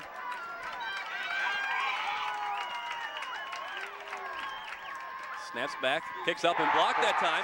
That's kind of a big play right there, Clint. That's a big play. The ball's dead once, it's knocked down. So PAT attempt is blocked by Geneseo right at the middle. Looked like big Jake Frustrati may have got a hand in it, I couldn't tell.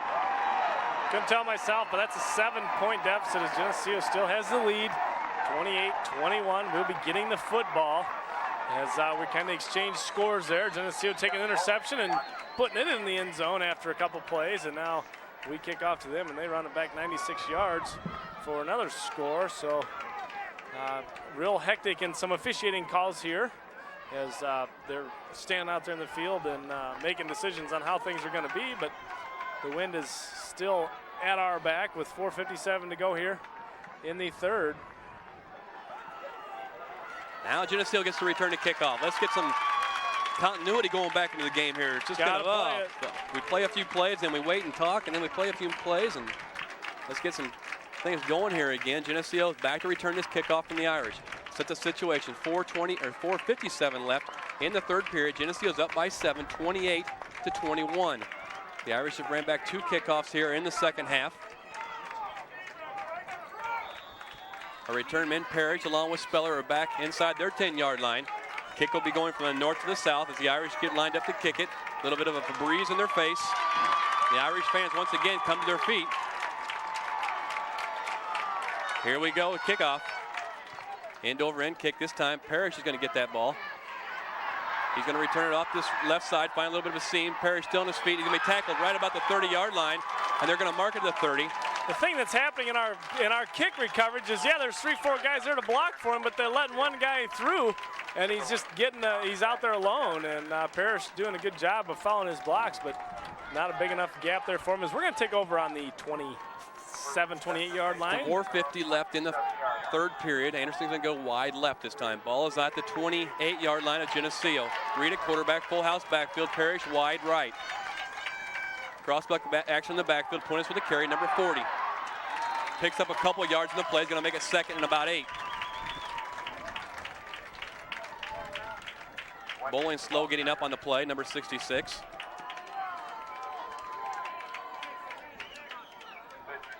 He pulled a muscle. He's going to looks pull like he may have himself. pulled a hamstring or something that time. Grinnell going to come into the ball game. In comes number 54, Aaron Grinnell. Number 54, Aaron Grinnell, 6'2", 233 senior. No problems doing that. Here he comes. Second and 7 for Geneseo. 4:16 left, third period. Geneseo's up by a touchdown and an extra point. Wing back is Rutherford. Henry, the quarterback, or fullback. Puentes with the carry, jumps up in the air. Dropped the football the way it looked. Maybe not, hung on to it. Hate to see him jump in the air like that, trying to get over a pile of guys. Leave yourself up, hanging out to dry. He picked up 2 on the play. Third That'll down. bring a 3rd and 5 situation. 3:51 left in the 3rd quarter. Geneseo fans making some noise on the far sideline. Anderson goes wide left. Parrish wide right. Wing back on the left side is Rutherford. Now he comes in motion. Sprint out action this near side. Pass inside to Parrish. Caught there. First down, Geneseo up at the 43-yard line. Nice pattern that time. Great curl pattern by Parrish. He comes straight out the field, turned it back, and Reed hit him. Great first down execution by Geneseo there. You read the coverage and settle yourself right there in the curl seam. And Reed on that sprint out action, put the ball right where it needed to be. First and down and 10 for Geneseo. Ball is on their own 43-yard line we go. Now Putnam sets himself wide right. Wing is also on the right side of Geneseo's offense. Rutherford with the carry. He gets stood up, but he's going to get over the line, get over the 45-yard line to pick up. We'll give him 2 solid yards in the play. Is Rutherford. Going to bring up 2nd and 8. Clock's on the move with 3 minutes left in this 3rd period. Get this 3rd quarter out of here, Johnny. We've been at this one for a long time. 2 kickoff returns by McNamara the 2nd half is what's kept them in the game. 2nd and 8. Anderson will set himself to the left side this time. That tight end, number 88, sets himself. Wide receiver on the right side. Sweep play to the left side this time. Quinn is trying to find a corner over there. Gets a few yards in the play. He's going to bring up another 3rd and 5 situation. McNamara doing a nice job of stringing things out on the defensive side of the Certainly defensive side of the football. Yes, they are. That's going to bring up a 3rd and 6 situation. Long 6 at that fact. Parrish brings the play in from Coach Derrick from the far sideline. Now they break the huddle and Rogers brings them up. Parrish now brings himself out wide to the right side. Reed at quarterback looks him over. Anderson to the left side. Right against the Geneseo sideline. Sprint out action this near side. Passes in the air and caught there by Parrish for the first down inside Irish territory down to about the 43-yard line. Playing a little pitch and catch there, aren't they? Yeah, Reed's just finding the numbers, man, and just hitting them. So far as Parrish is the intended receiver, and he's getting out, and he's there, and Reed just putting it in the old bread basket for the first down and moves the ball into MAC territory. The ball sitting at the 43-yard line with a $1:40 to go here in this 3rd period. Nice pass there by Kyle Reed, number 11, the quarterback. Double wing formation. Puentes now goes in motion. They're going to give the ball to Henry at the fullback position. Picks up 1 on the play, if that even. Number 48 off the left side. One guy tackling Henry there, as if he could have got away from that one guy. He could have had some running room. Hosine in at one of the guards this series of downs. I see Bowling coming back into play, so as he went off the field, maybe just a Charlie horse they worked out. Now he comes back on the field, does number 66. The 6'2", 235-pound senior. Earhart at left tackle, Brady at right tackle. 2nd and a long 9 with 1 minute left. 2nd man through this time is Rutherford. He picks up maybe a yard on the play, if that. It's going to bring up a 3rd and long situation with 55 seconds left in this 3rd period. We're going to have about 1 play left here in this quarter as 41 seconds left and 3rd and a long 8. See what Geneseo comes up with here. Certainly would like to have the opportunity to punt with the wind here if that need arises. Putting them wide left or wide right. Option play, left side. Puentes with the carry. Still on his feet. Breaks the tackle. Downfield he goes. Puentes just about breaks it. For a first down inside the 30-yard line, down by the 25-yard line. He showed a burst of energy there that we haven't seen for a while from Joey Puentes. He had open field. He had one guy to beat, and when he got him beat, he really turned up the gas. Moved the ball down inside the 30 to the 26-yard line. Aaron Anderson was some nice blocking downfield that time. That's the thing. You get past those guys, and you're there because you got your blockers downfield. Ball is down at the Geneseo or the Irish 26-yard line. 1st and 10 it goes. 12 seconds left in this 3rd period. And I think Geneseo is just going to let the clock run out here. And they're going to close out this 3rd period with the lead of 28-21. So that is it at the end of 3 periods here in the first round game. of Class 4A playoff is Geneseo 28, Bishop McNamara 21. This Geneseo Channel 50 telecast is sponsored in part by Letterman's Pizza,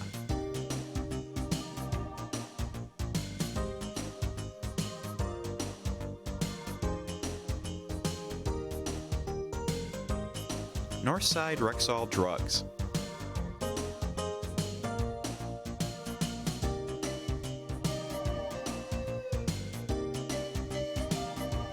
Turbines of Geneseo, Dodge, Chrysler Plymouth, Jeep, Chevy, Olds,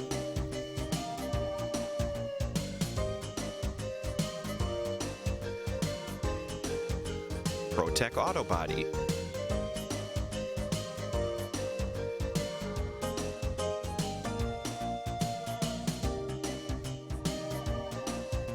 Eric Henderson and Rick Benhart of Country Companies Insurance in Geneseo,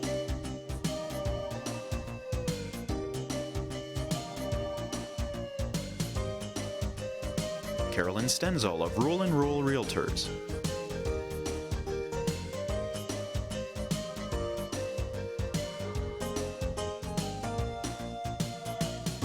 Hammond Henry Hospital,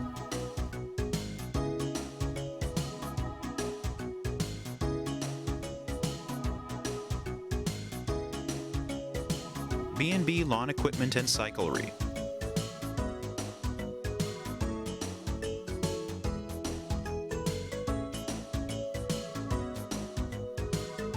Tom Curran of Edward Jones in Geneseo,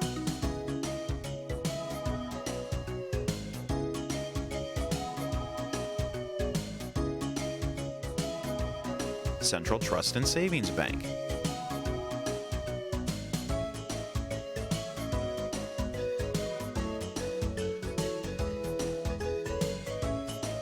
Geneseo Dairy Queen,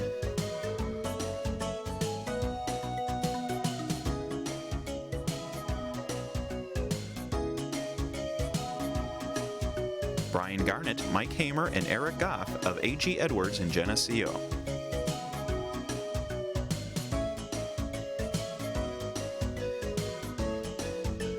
Geneseo Municipal Electric Utility,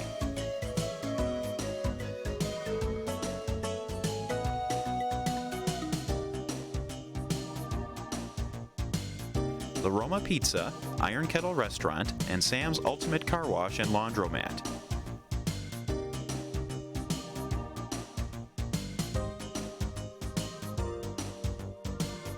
Becker & Becker, Plumbing, Heating, and Cooling.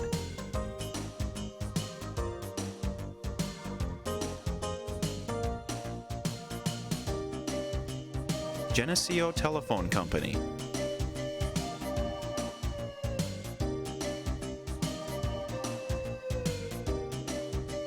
Please patronize these fine businesses and let them know you appreciate their support of Geneseo Channel 50 telecasts. Welcome back as we get set to start this fourth period action from J.D. Darnell High School. The sun breaks through the clouds again and casting some shadows across the field. Big crowd on hand today to see this game between two traditional powerhouses in Class 4A football. Kankakee McNamara against the Geneseo Maple Leafs. And that's what we've had today. It's just a battle on the field. 28-21 is the score. Geneseo breaks their huddle to start this fourth quarter and comes right to the line of scrimmage with a 1st and 10 situation. Ball's in the 26-yard line of the Irish. Second man through this time is Rutherford with the carry. Not a lot going there for Dusty. He kind of just dove forward towards the hole and dove over that pile, but he's going to pick up 3.5 yards on the carry. Stop where he stops. Puentes. I'm sorry. Going to pick up 3. He's going to make it 2nd and 7 for the Green Machine as they're looking to go to the south end zone in this fourth quarter. And for all intents, they have a little bit of a breeze into their face as they go towards the south. They'll go line up tight formation. Anderson on the left side, Putnam on the right side. Second man this time is Puentes. Joey Puentes, number 40. He's going to pick up the first down or be close to it. Real close as he had a nice hole off that left side to get through, and he got up through it. As Reed helps him off the field and looks at him and says, hey, thank you. And Dusty and Puentes clap hands. A lot of people looking at the sticks here They're going to bring him in, I think. They're going to we stop the clock. We and got time for that. We got all stop the afternoon. clock with 11:19 left in this fourth quarter. Scores 28-21. Timeout for a measurement. We got lights. We got lights, Johnny. Bring the chains on. Simple 10-yard walk onto the field. Stretch the chain, and it's going to be a first down, Geneseo. That's what we like to see with 11:19 to go here in this fourth period. Geneseo's got the lead by 7, and they're driving the football.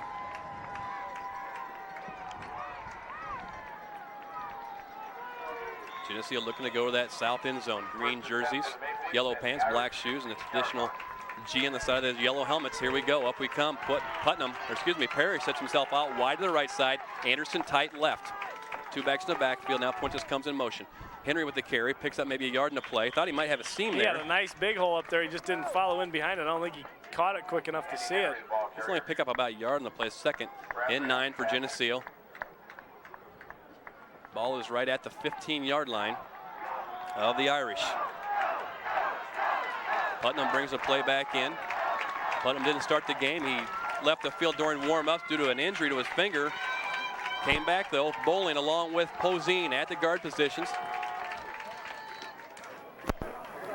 Henry with a carry again. He's going to go right up the middle. He'll pick up about, well, let's see where they marked that one at. 4 yards on it, yeah, I he think. did make a nice carry of it. Eddie Henry's ball carrier. Marks it up. Going to bring up third. Third and a 7. Third and 6. We'll call it 3rd and 6 for Geneseo with 10-12 left in this ball game. Geneseo's up by a touchdown and an extra point, 28-21. Here they come to the line of scrimmage. Wide right goes Parrish. Tight on that same side is Anderson. Option play, near side. Looking to pitch the ball. Rutherford, nice option play to the right side, and first down by Geneseo. Excellent execution. Wonderful by Reed. execution as Reed took the hit and ditched it off. And Rutherford with the reception there, and he did a nice job running around the corner. Inside the 5-yard line. I'm watching the stick be set. It's down to about the 3-yard line. He was awful close to pay dirt that time. The Geneseo fans asking for more on the far sideline. Up we come. They come stomping up with Verstradian, Gerhardt, and Grinnell. Rogers and Poseen. Tight formation, full house backfield. Rutherford with a carry. Touchdown. And for the touchdown is Rutherford, number 24. That was a nice drive. He stepped in. Geneseo did a nice job of really running the offense and execution there to get us back in this ball game, as Geneseo's given up 14 points tonight in special teams efforts. And by rights, the score should be about 35-7, as their Hagler's done a nice job with one run, but he also did a nice job with the kickoff return. So. Lyris will come in for the PAT. This is crucial here. Geneseo's up 34-21. Kicks up. And she's good. And it's good by Lyris to make the score 35-21. Well, let's see how we handle this kickoff, as they've scored 2. And talk about the traditions between these two clubs that are on the field today.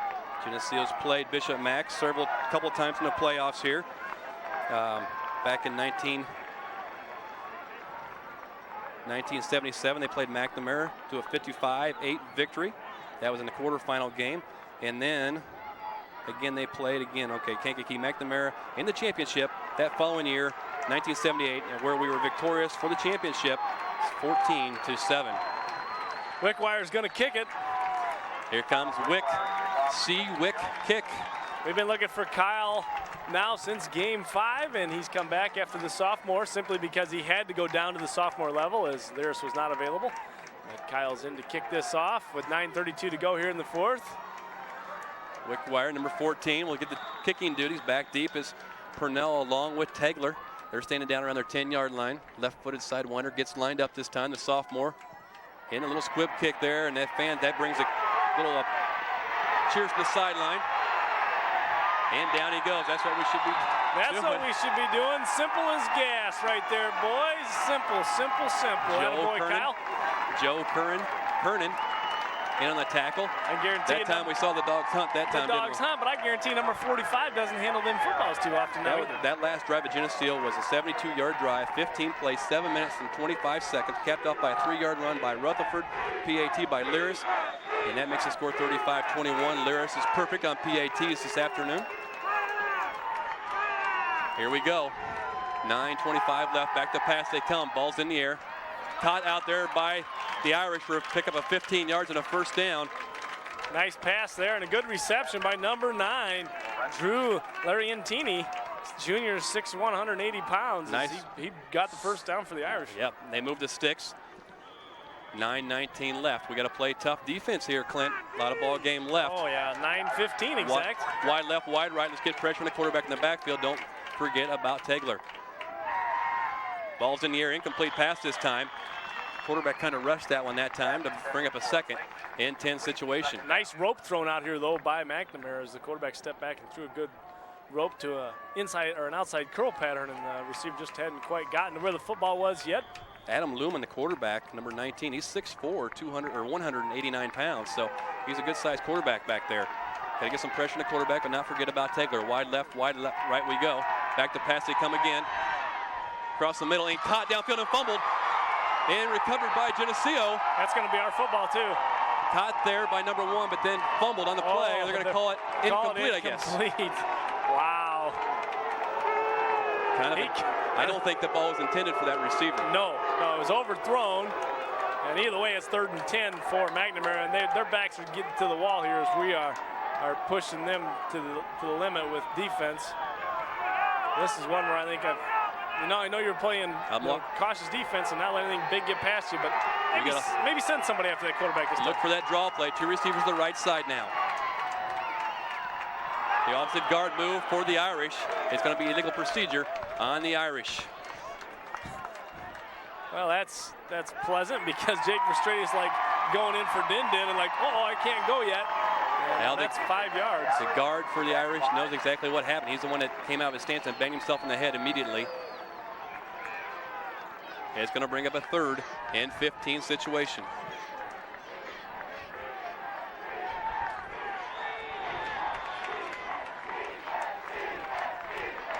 Up they come, 3rd and 15 for the Irish. Ball is at the 35-yard line of the Irish. 2 receivers left side. Straight drop back to pass. Ball's been put in the air. The receiver's downfield behind the defense, but he got all twisted around and didn't have a chance to catch the ball. And I think the wind, you're right. The wind was blowing the football, and of course he's going down one side looking over one shoulder. He turns to the other, tries to curl around, and the wind had already blown it past him. That's a tough catch to make. The ball was up in the air so high, you're right, the wind just started moving the tail of it around. Great pass toss there by McNamara's quarterback. And certainly really threw it up in the air. The defense was beat on that play. 3 guys out there on defense, but they're all about 5 yards behind him.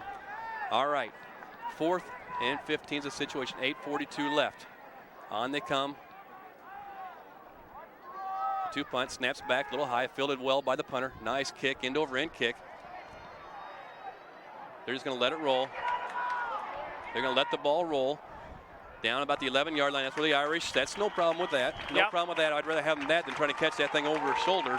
Yeah, and then bobble it and give it up. Deep in their own territory. That's where Geneseo's offense will come on the field with 8:31 left in this ball game. Let's mark that time, 8:31. See if we can match the drive of the season that used 9:16 earlier in this 9-game season. And today, game 10 as we come in with an 8-1 record. Bishop Mac coming in 7-2. Geneseo on top of this ball game, 35-21, 8:31 to go. Up they come, the green machine. 1st and 10, ball is on the 11-yard line. Motion by Putnam. Reed's going to keep the ball. Backside naked bootleg. Reed, can he outrun him? No, he does. He gets caught around the 35-yard line. I didn't catch what happened in the backfield, but I think one of the naked bootleg. Reed in his fakes is what happened in the backfield. He glues that thing to a hip and away he goes. Excellent execution. Moves the ball out of the dangerous territory. Dangerous territory, yes. Moves the ball out to the 34-yard line for a 23-yard pickup by Kyle Reed by himself on the right side. That clock a-rolling. 35-21. Geneseo up. Second man through, 2 hands of the ball. This time it's Rutherford. He fights forward, and flag's going to be throwing the play, which would indicate holding on the green machine. Coming in late. Now they're just standing out there as the play's on. Oh, my.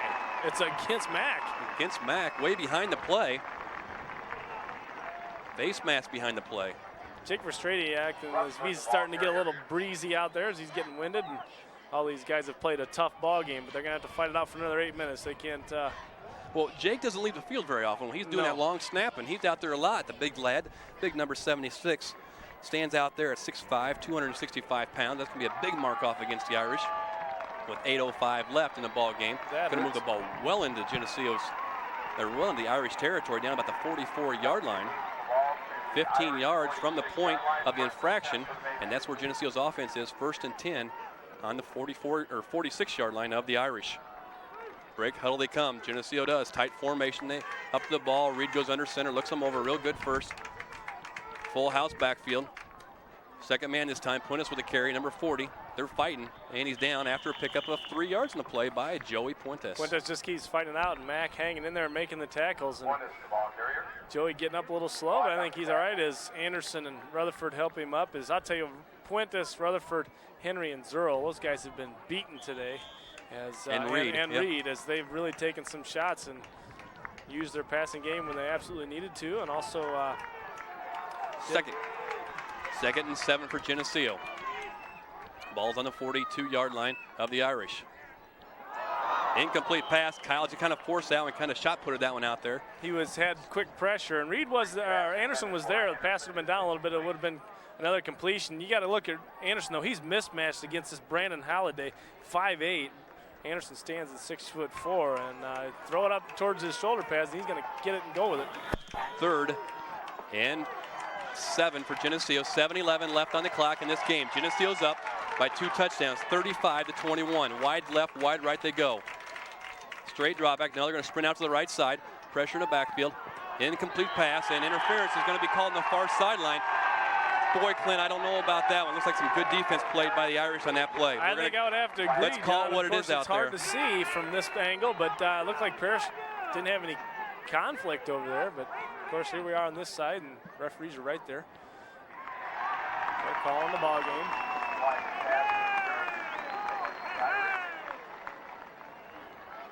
So that's going to move the sticks once again for Geneseo. 7:06 left in this ball game from J.D. Arnold High School, first round playoff game. Again, a classic matchup between McNamara Fighting Irish against the Geneseo Maple Leafs. Geneseo's up by 2 touchdowns, 35-21 with 7:06 left. 2 touchdown or kickoff returns by McNamara this second half has kept them in the ball game. Tight formation, 1st and 10, balls at the 28-yard line of McNamara. Rutherford with the carry, dives forward. I like how he's just ready to go down. Not giving it up as he's going to keep on running as Geneseo gets that first down off a pass interference play over there on that far side. Pickup of close to 5 yards in the play by Rutherford. Still fighting it out. You know what's neat about Rutherford? You always see him, when he's going to dive forward, his legs are still kicking like he's treading water, like he's swimming. You're right. It looks like he's dolphin kicking as he goes to the ground. Yeah. Still looking to grab a piece of turf to move him forward. Second and 5. Helmet or whatever he gets in his foot. Tight formation. Rutherford with the carry. No. Reed was going to hold that one and try to tuck it out, but McNamara doing a nice job of getting in the backfield and stirring things up for a loss. 3rd down and 8 now as we lost a couple there. 6:15 to go in this 4th period. Geneseo on top over Bishop Mac, 35-21. Big play right here, Clint. Don't want to give the ball back to Bishop Mac. I think we're probably in 4-down territory if need be. 3rd and 8 the situation, just inside 6 minutes now. The sun starts to break the clouds again. We're going to wide left is Anderson.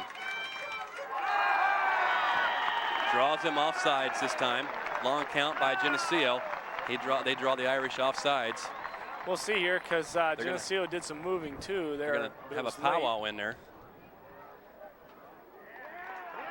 On the Irish.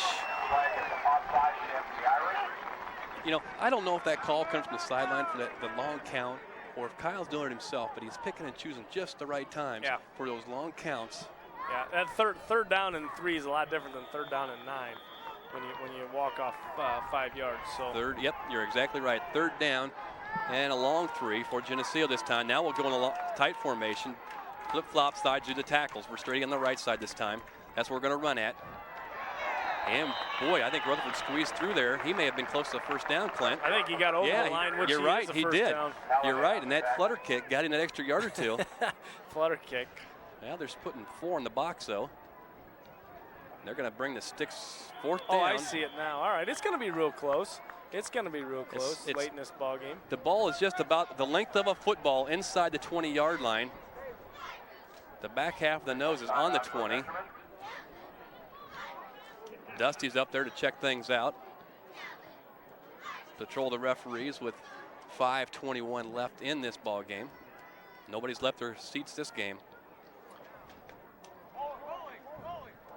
And they put it down. No, I'm going to say it was real short. It's going to be a little short, about a full foot. It's going to bring up a fourth down and 1 for Geneseo. All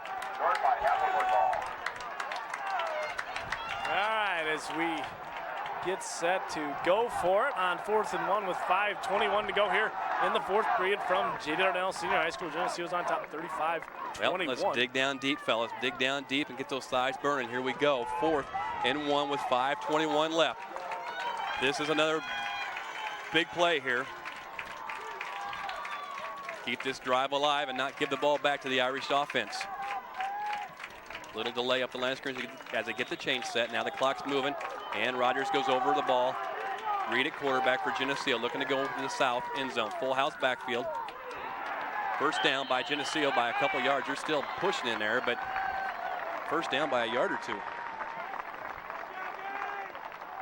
Henry on the carry, I think, wasn't it? Was yeah, Henry? I think it might have been. There was just a mass of people Henry right down the point of attack, and Henry comes out off the bottom of the pile. First down, Geneseo, with 5:09 left. That's a big play right there.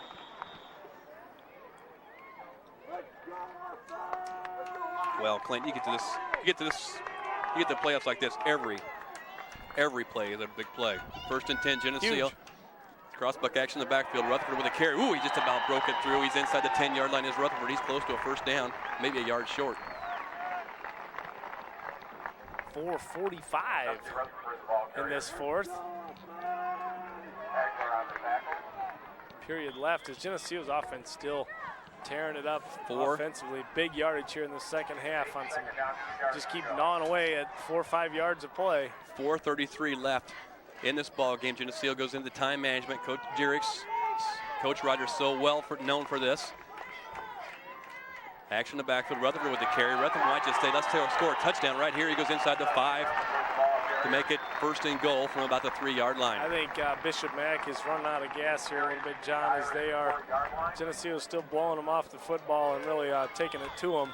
Well, I'll tell you what, Jake is sucking some air out there, and all the offensive linemen are out there sucking some air because they're pushing some people around out there. They're getting worn down too. This has been a battle up front, right in the trenches today.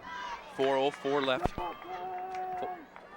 in this ball game. Geneseo's up 35-21. Reed looks them over. Henry with the carry this time. They stack him up at the point of attack inside the 5, though. He may have got a yard, if that. We'll see if they move the down marker. Henry running up the backside of Puentes, both of them getting tackled together. And, clock's on the move with 3:44 left. Is that ball going to sit at right inside? What do we got there, John? That's got to be about the 2.5 to 3. Geneseo waits in the huddle until Coach Diericks gives them the signal to go to the line of scrimmage as the clock runs with 3:30. Holds the stopwatch, has the 25 seconds between plays once the ball's set. Up they come the line of scrimmage. Reed at quarterback. Tight formation we go. Henry at fullback.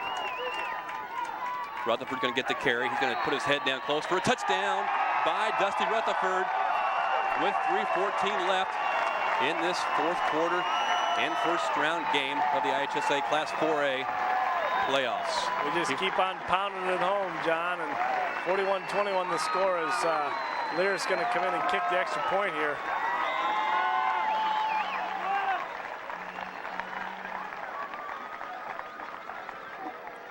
Snaps low, put down, kicks up by Lyris. Nice job by Dimitri Lyris to get that kick through. I tell you what, number 1, Shaft had to field a low snap, put it on the tee, and Lyris did a nice job getting that ball through the uprights to make the score 42-21. All righty. Tell you what, Clint, this has been a whale of a ball game today, and both teams came in here to play this game. And I think, all credit, I think maybe Tegler, and I don't know for sure, but it looks like he's maybe under the weather, as you said. I don't think he got hit so. Got some word across the way on some qualifiers for state. But I didn't catch it. but these guys didn't either. Anyway, go on. I think, you know, it may be a situation where he's not 100%. He may not be 100%, but hey, He's still, you gotta still run great. he still ran great. Okay. There's still 3 minutes left, and I'm still Scared. That was a 89-yard drive, 14 plays, 5 minutes, 17 seconds, capped off by a 2-yard run by Dusty Rutherford. PAT good by Lyris, and makes the score 42-21 Geneseo. Green Machine Puentes has 20 carries a day for 107 yards. Dusty Rutherford 21 carries for 92 yards. Wickwire on to do the kick. Balance. That's what we talked about with that balance. Got to bring a team when you get to this place in the playoffs. Wickwire with the kick. They're going to look to pitch it back, I think. Tegler once again gets the ball. They pitch it way backfield to him, down to the 45-yard line. He returns it. McComb's got a sniffing on him, and he was made sure he was there to get him along with number 60. What's wrong, John? Most of the Rochelle Hubs who are here watching the ball game today. Oh, yeah, they're going home scared to death after what they just seen. Number 60 Zire in there to play the ball game as well. Those guys are going back home. They got something to digest, I guarantee it. 3:04 to go here in the fourth. 3:04, here we go. I formation, receiver wide left, wide right, sprint out action, left side, going to throw the ball. Ball's in the air, downfield, incomplete pass. Intercepted by Dusty Rutherford, number 24. On a deflection, he catches the ball, and Geneseo retains the possession of the ball. Fighting Irish. The thing that I've found with this MAC team is they depend on their number 22 Hagler so very much. And with him a little bit underneath the weather, they got a little bit of deficit. They haven't really seen a lot of deficit so far this season. They're in a situation where they've got to try to make up a lot of points quickly, and they got to go to the air to do it. But you know, it looked like they relied on Tegler so much today, but over the course of the whole season, it was distributed amongst Kimberlin and Wolf. But we haven't hardly called their name at all today because they just haven't got their hands on the ball. Tight formation, Geneseo with the ball, Rutherford with the carry. Boy, he's still fighting for yards. Rutherford's still getting his bell rung out there, and he loved every second of it as the Irish still hitting very hard. But this is what we came for, boys. For all intents and purposes, with 2:42 left in this ball game, we'll be traveling to Peoria next week. Peoria Richwoods is where the next ball game would be, as they were victorious over Jerseyville last week. Last night, a lot of people didn't know what to think of when they came into this game, with McNamara coming in with their 2 losses were from 2 very highly quality teams, and we didn't know where we stood against them. Now we know. Geneseo 2nd and 7. Rutherford going to carry the ball, jumps in the air, picks up, goes into Irish territory. Geneseo keeping a tight formation, and Puentes just going up high, moving the ball forward as he picked up 3-4 yards. Clock still on the move with 2 minutes left. Quality played game today by 2 quality programs, I think. There's no doubt this was the 4A game of the week, as Bishop Mac certainly did not want to draw our number, and I don't think Geneseo really wanted to draw their number, but that's the way it was seeded out, and we had a little bit better record, so we played a home ball game, and they came to us. But, you know, a great ball game for both teams. I think a lot of people talk, you know, Geneseo looked kind of lifeless there at the Ottawa and kind of looked lifeless at Rochelle, but we've had a new team today. This team showed spunk from the minute we walked on the field. Yeah. First, they've got it. 3rd and 3, Geneseo. We're going to push the ball for another first down. Andy Henry that time on the carry, I believe. Henry fighting hard off that fullback position. Henry's done a nice job this year as he stepped in after Zero got hurt, and he's gotten better every ball game from what I've seen at that fullback position. He's a hard runner, just trying to read those blocks and get upfield, and he did it there with the good pickup for a first down. 1:20 left here in this 4th period. 42-21. Geneseo Green Machine over the Irish of McNamara. Geneseo's quarterback Regis is going to take a knee this time. Steps back, stands up, let the clock run a little bit. Now he takes a knee. With 1 minute left, does Kyle Reed. And you have to give utmost respect to Bishop Mac, because 2 great programs. There's only 3 schools that have played that many ball games in the playoffs: Geneseo, Joliet Catholic, and Bishop Mac. We haven't seen them much lately, though, even though we run side by side. And we'll reiterate, Bishop Mac took 2nd last year at state. They got beat by the team that beat us in the semifinals, so we knew it would be a big ball game here. Geneseo fans chanting, "We are the Green Machine," as Kyle's going to take another knee here, just under 30 seconds left in this 4th period, and Geneseo is going to turn up victorious 42-21, and really outside of the 2 returns for Bishop kickoff Mac, returns. 2 kickoff returns. Their offense, you know, they had 1 big play. They gave them 7, and outside of the other 14, Geneseo's defense really played a great ball game this afternoon. So the clock's on the move inside 10 seconds. We'll ring the victory bell today. The victory over the Irish of McNamara by the score of 42-21. Excellent game played by both teams here today. The Irish of Kankakee McNamara out of the Chicago Catholic Conference White Division will end their season at a record of 7-3. Geneseo will move on next week with a record of 9-1. Well, they'll play Peoria Richwoods in Peoria in the second round game of the IHSA Class 4A state playoffs. Time to be decided later in the week. I'll be very interested to see the stats in the second half because the offense for McNamara really stalled out a lot here in the second half. Yeah, most definitely. And great respect being shown out there on the field from both teams as they're shaking each other's hands. And Geneseo, they know they want to they're going to ring the bell, but they're going to take their time to do it and get through everybody. Everybody congratulate number 22, telling him a great ball game because he is a great athlete. He's a great athlete. I tell you what, I'd like to find out where he's going Division I at next year because he came to play, and I think he was just a little bit ill today because he was outstanding even when he was ill. Sure. You know? Coach for Bishop Mack, the last time he heard this bell ring was 1978 when we hauled it down to Bloomington on the carpet. And he even recalled it ringing 55 times, and he said he didn't want to hear it ring today. Coach, I'm sorry. We're going to ring it. It was a great ball game by both squads, and we wish you the best of luck in the following years as your tradition will always roll on. Well, now we gear up for another week of the season. Just what we lifted weights for all summer long. It's all the reason why we worked legs and lungs, running, lifting with your legs. Hard doubled sessions this early this fall, late summer. We move on to the second round playoffs where we'll play Peoria Richwoods next week. Boy, you did see some guys on the field that there was a lot of trench work today. There was 2 turnovers that gave us 14 points. Okay, we'll admit that. You know, early in the ballgame they fumbled to us, and then that interception there late in the third quarter, which gave us another situation in order to get in the end zone. Outside of that, our offense, you know, really churned out. There's no doubt 28 points of pure hard-nosed, you know, 4 yards at a time football for 28 points, and it still would have left us in a situation where we really had a real good chance of being victorious. But Geneseo didn't make the mistakes. We had a couple penalties here and there, but we did not make the mistakes. Our mistakes are, the only mistakes we made were kickoff coverage, and you're dealing with 2 great running backs that are bringing that ball, yes. Yeah, they're returning the football. So you do the best you can, and certainly a complete team effort today. Most definitely. By the Green Machine. That's what will take you to the top, is a team effort. Can't write any single person's shirt tails. Certainly it's got to be a team effort. Thank you. Good sportsmanship here by the Kankakee McNamara fans, wishing us good luck in the future, and certainly McNamara will have their chances again down the road, and as they are perennial every year. We may see them again. You just never know. Perennially will make the playoffs, and great game here today. I tell you what.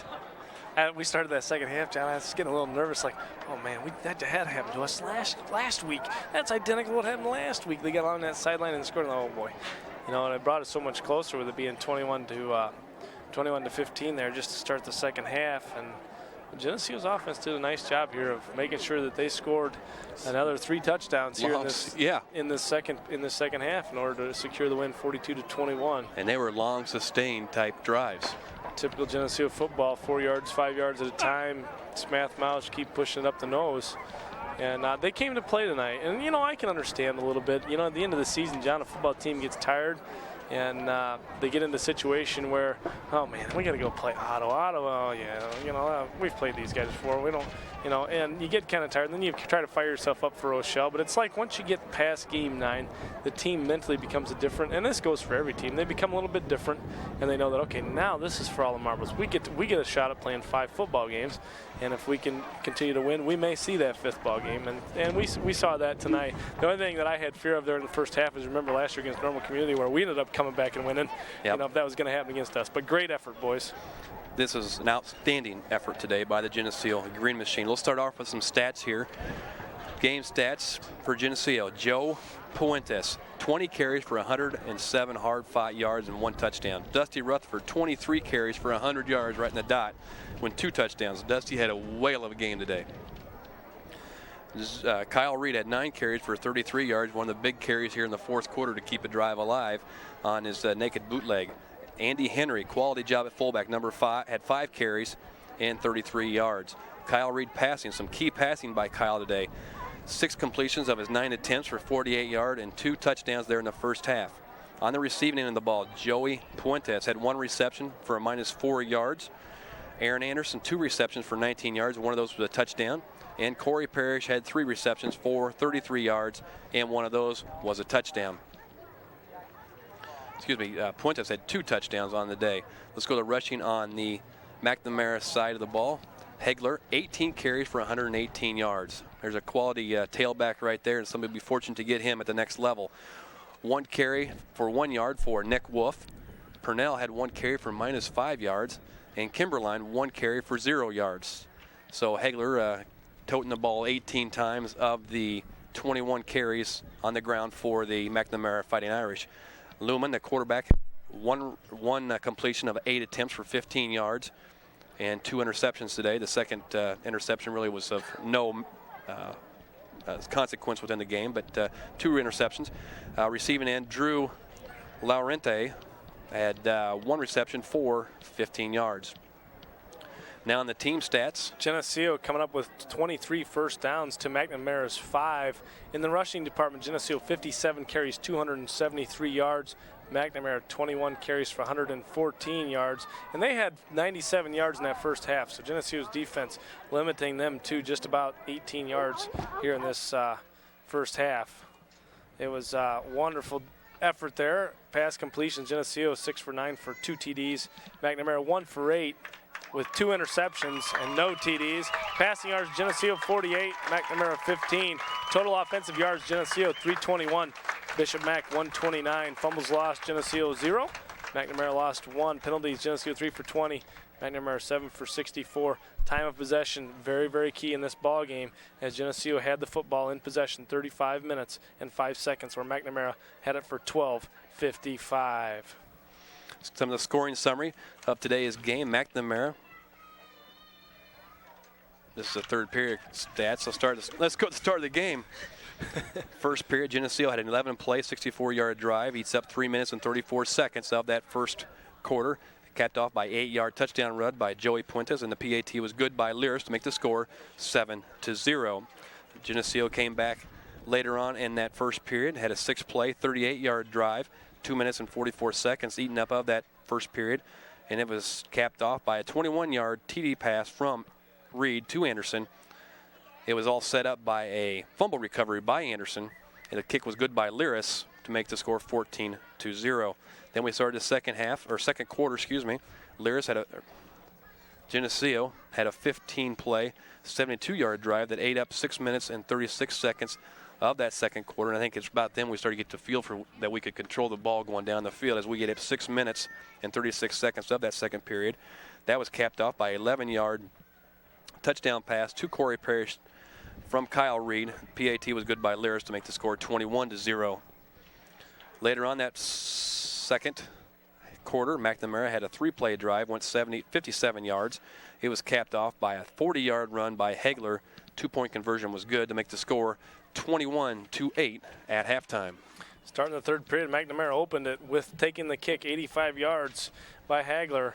PAT good, and then Geneseo answered in 2 plays for 13 yards with an 8-yard TD run for Puentes. Lyris. PAT was good to make the score 28-15.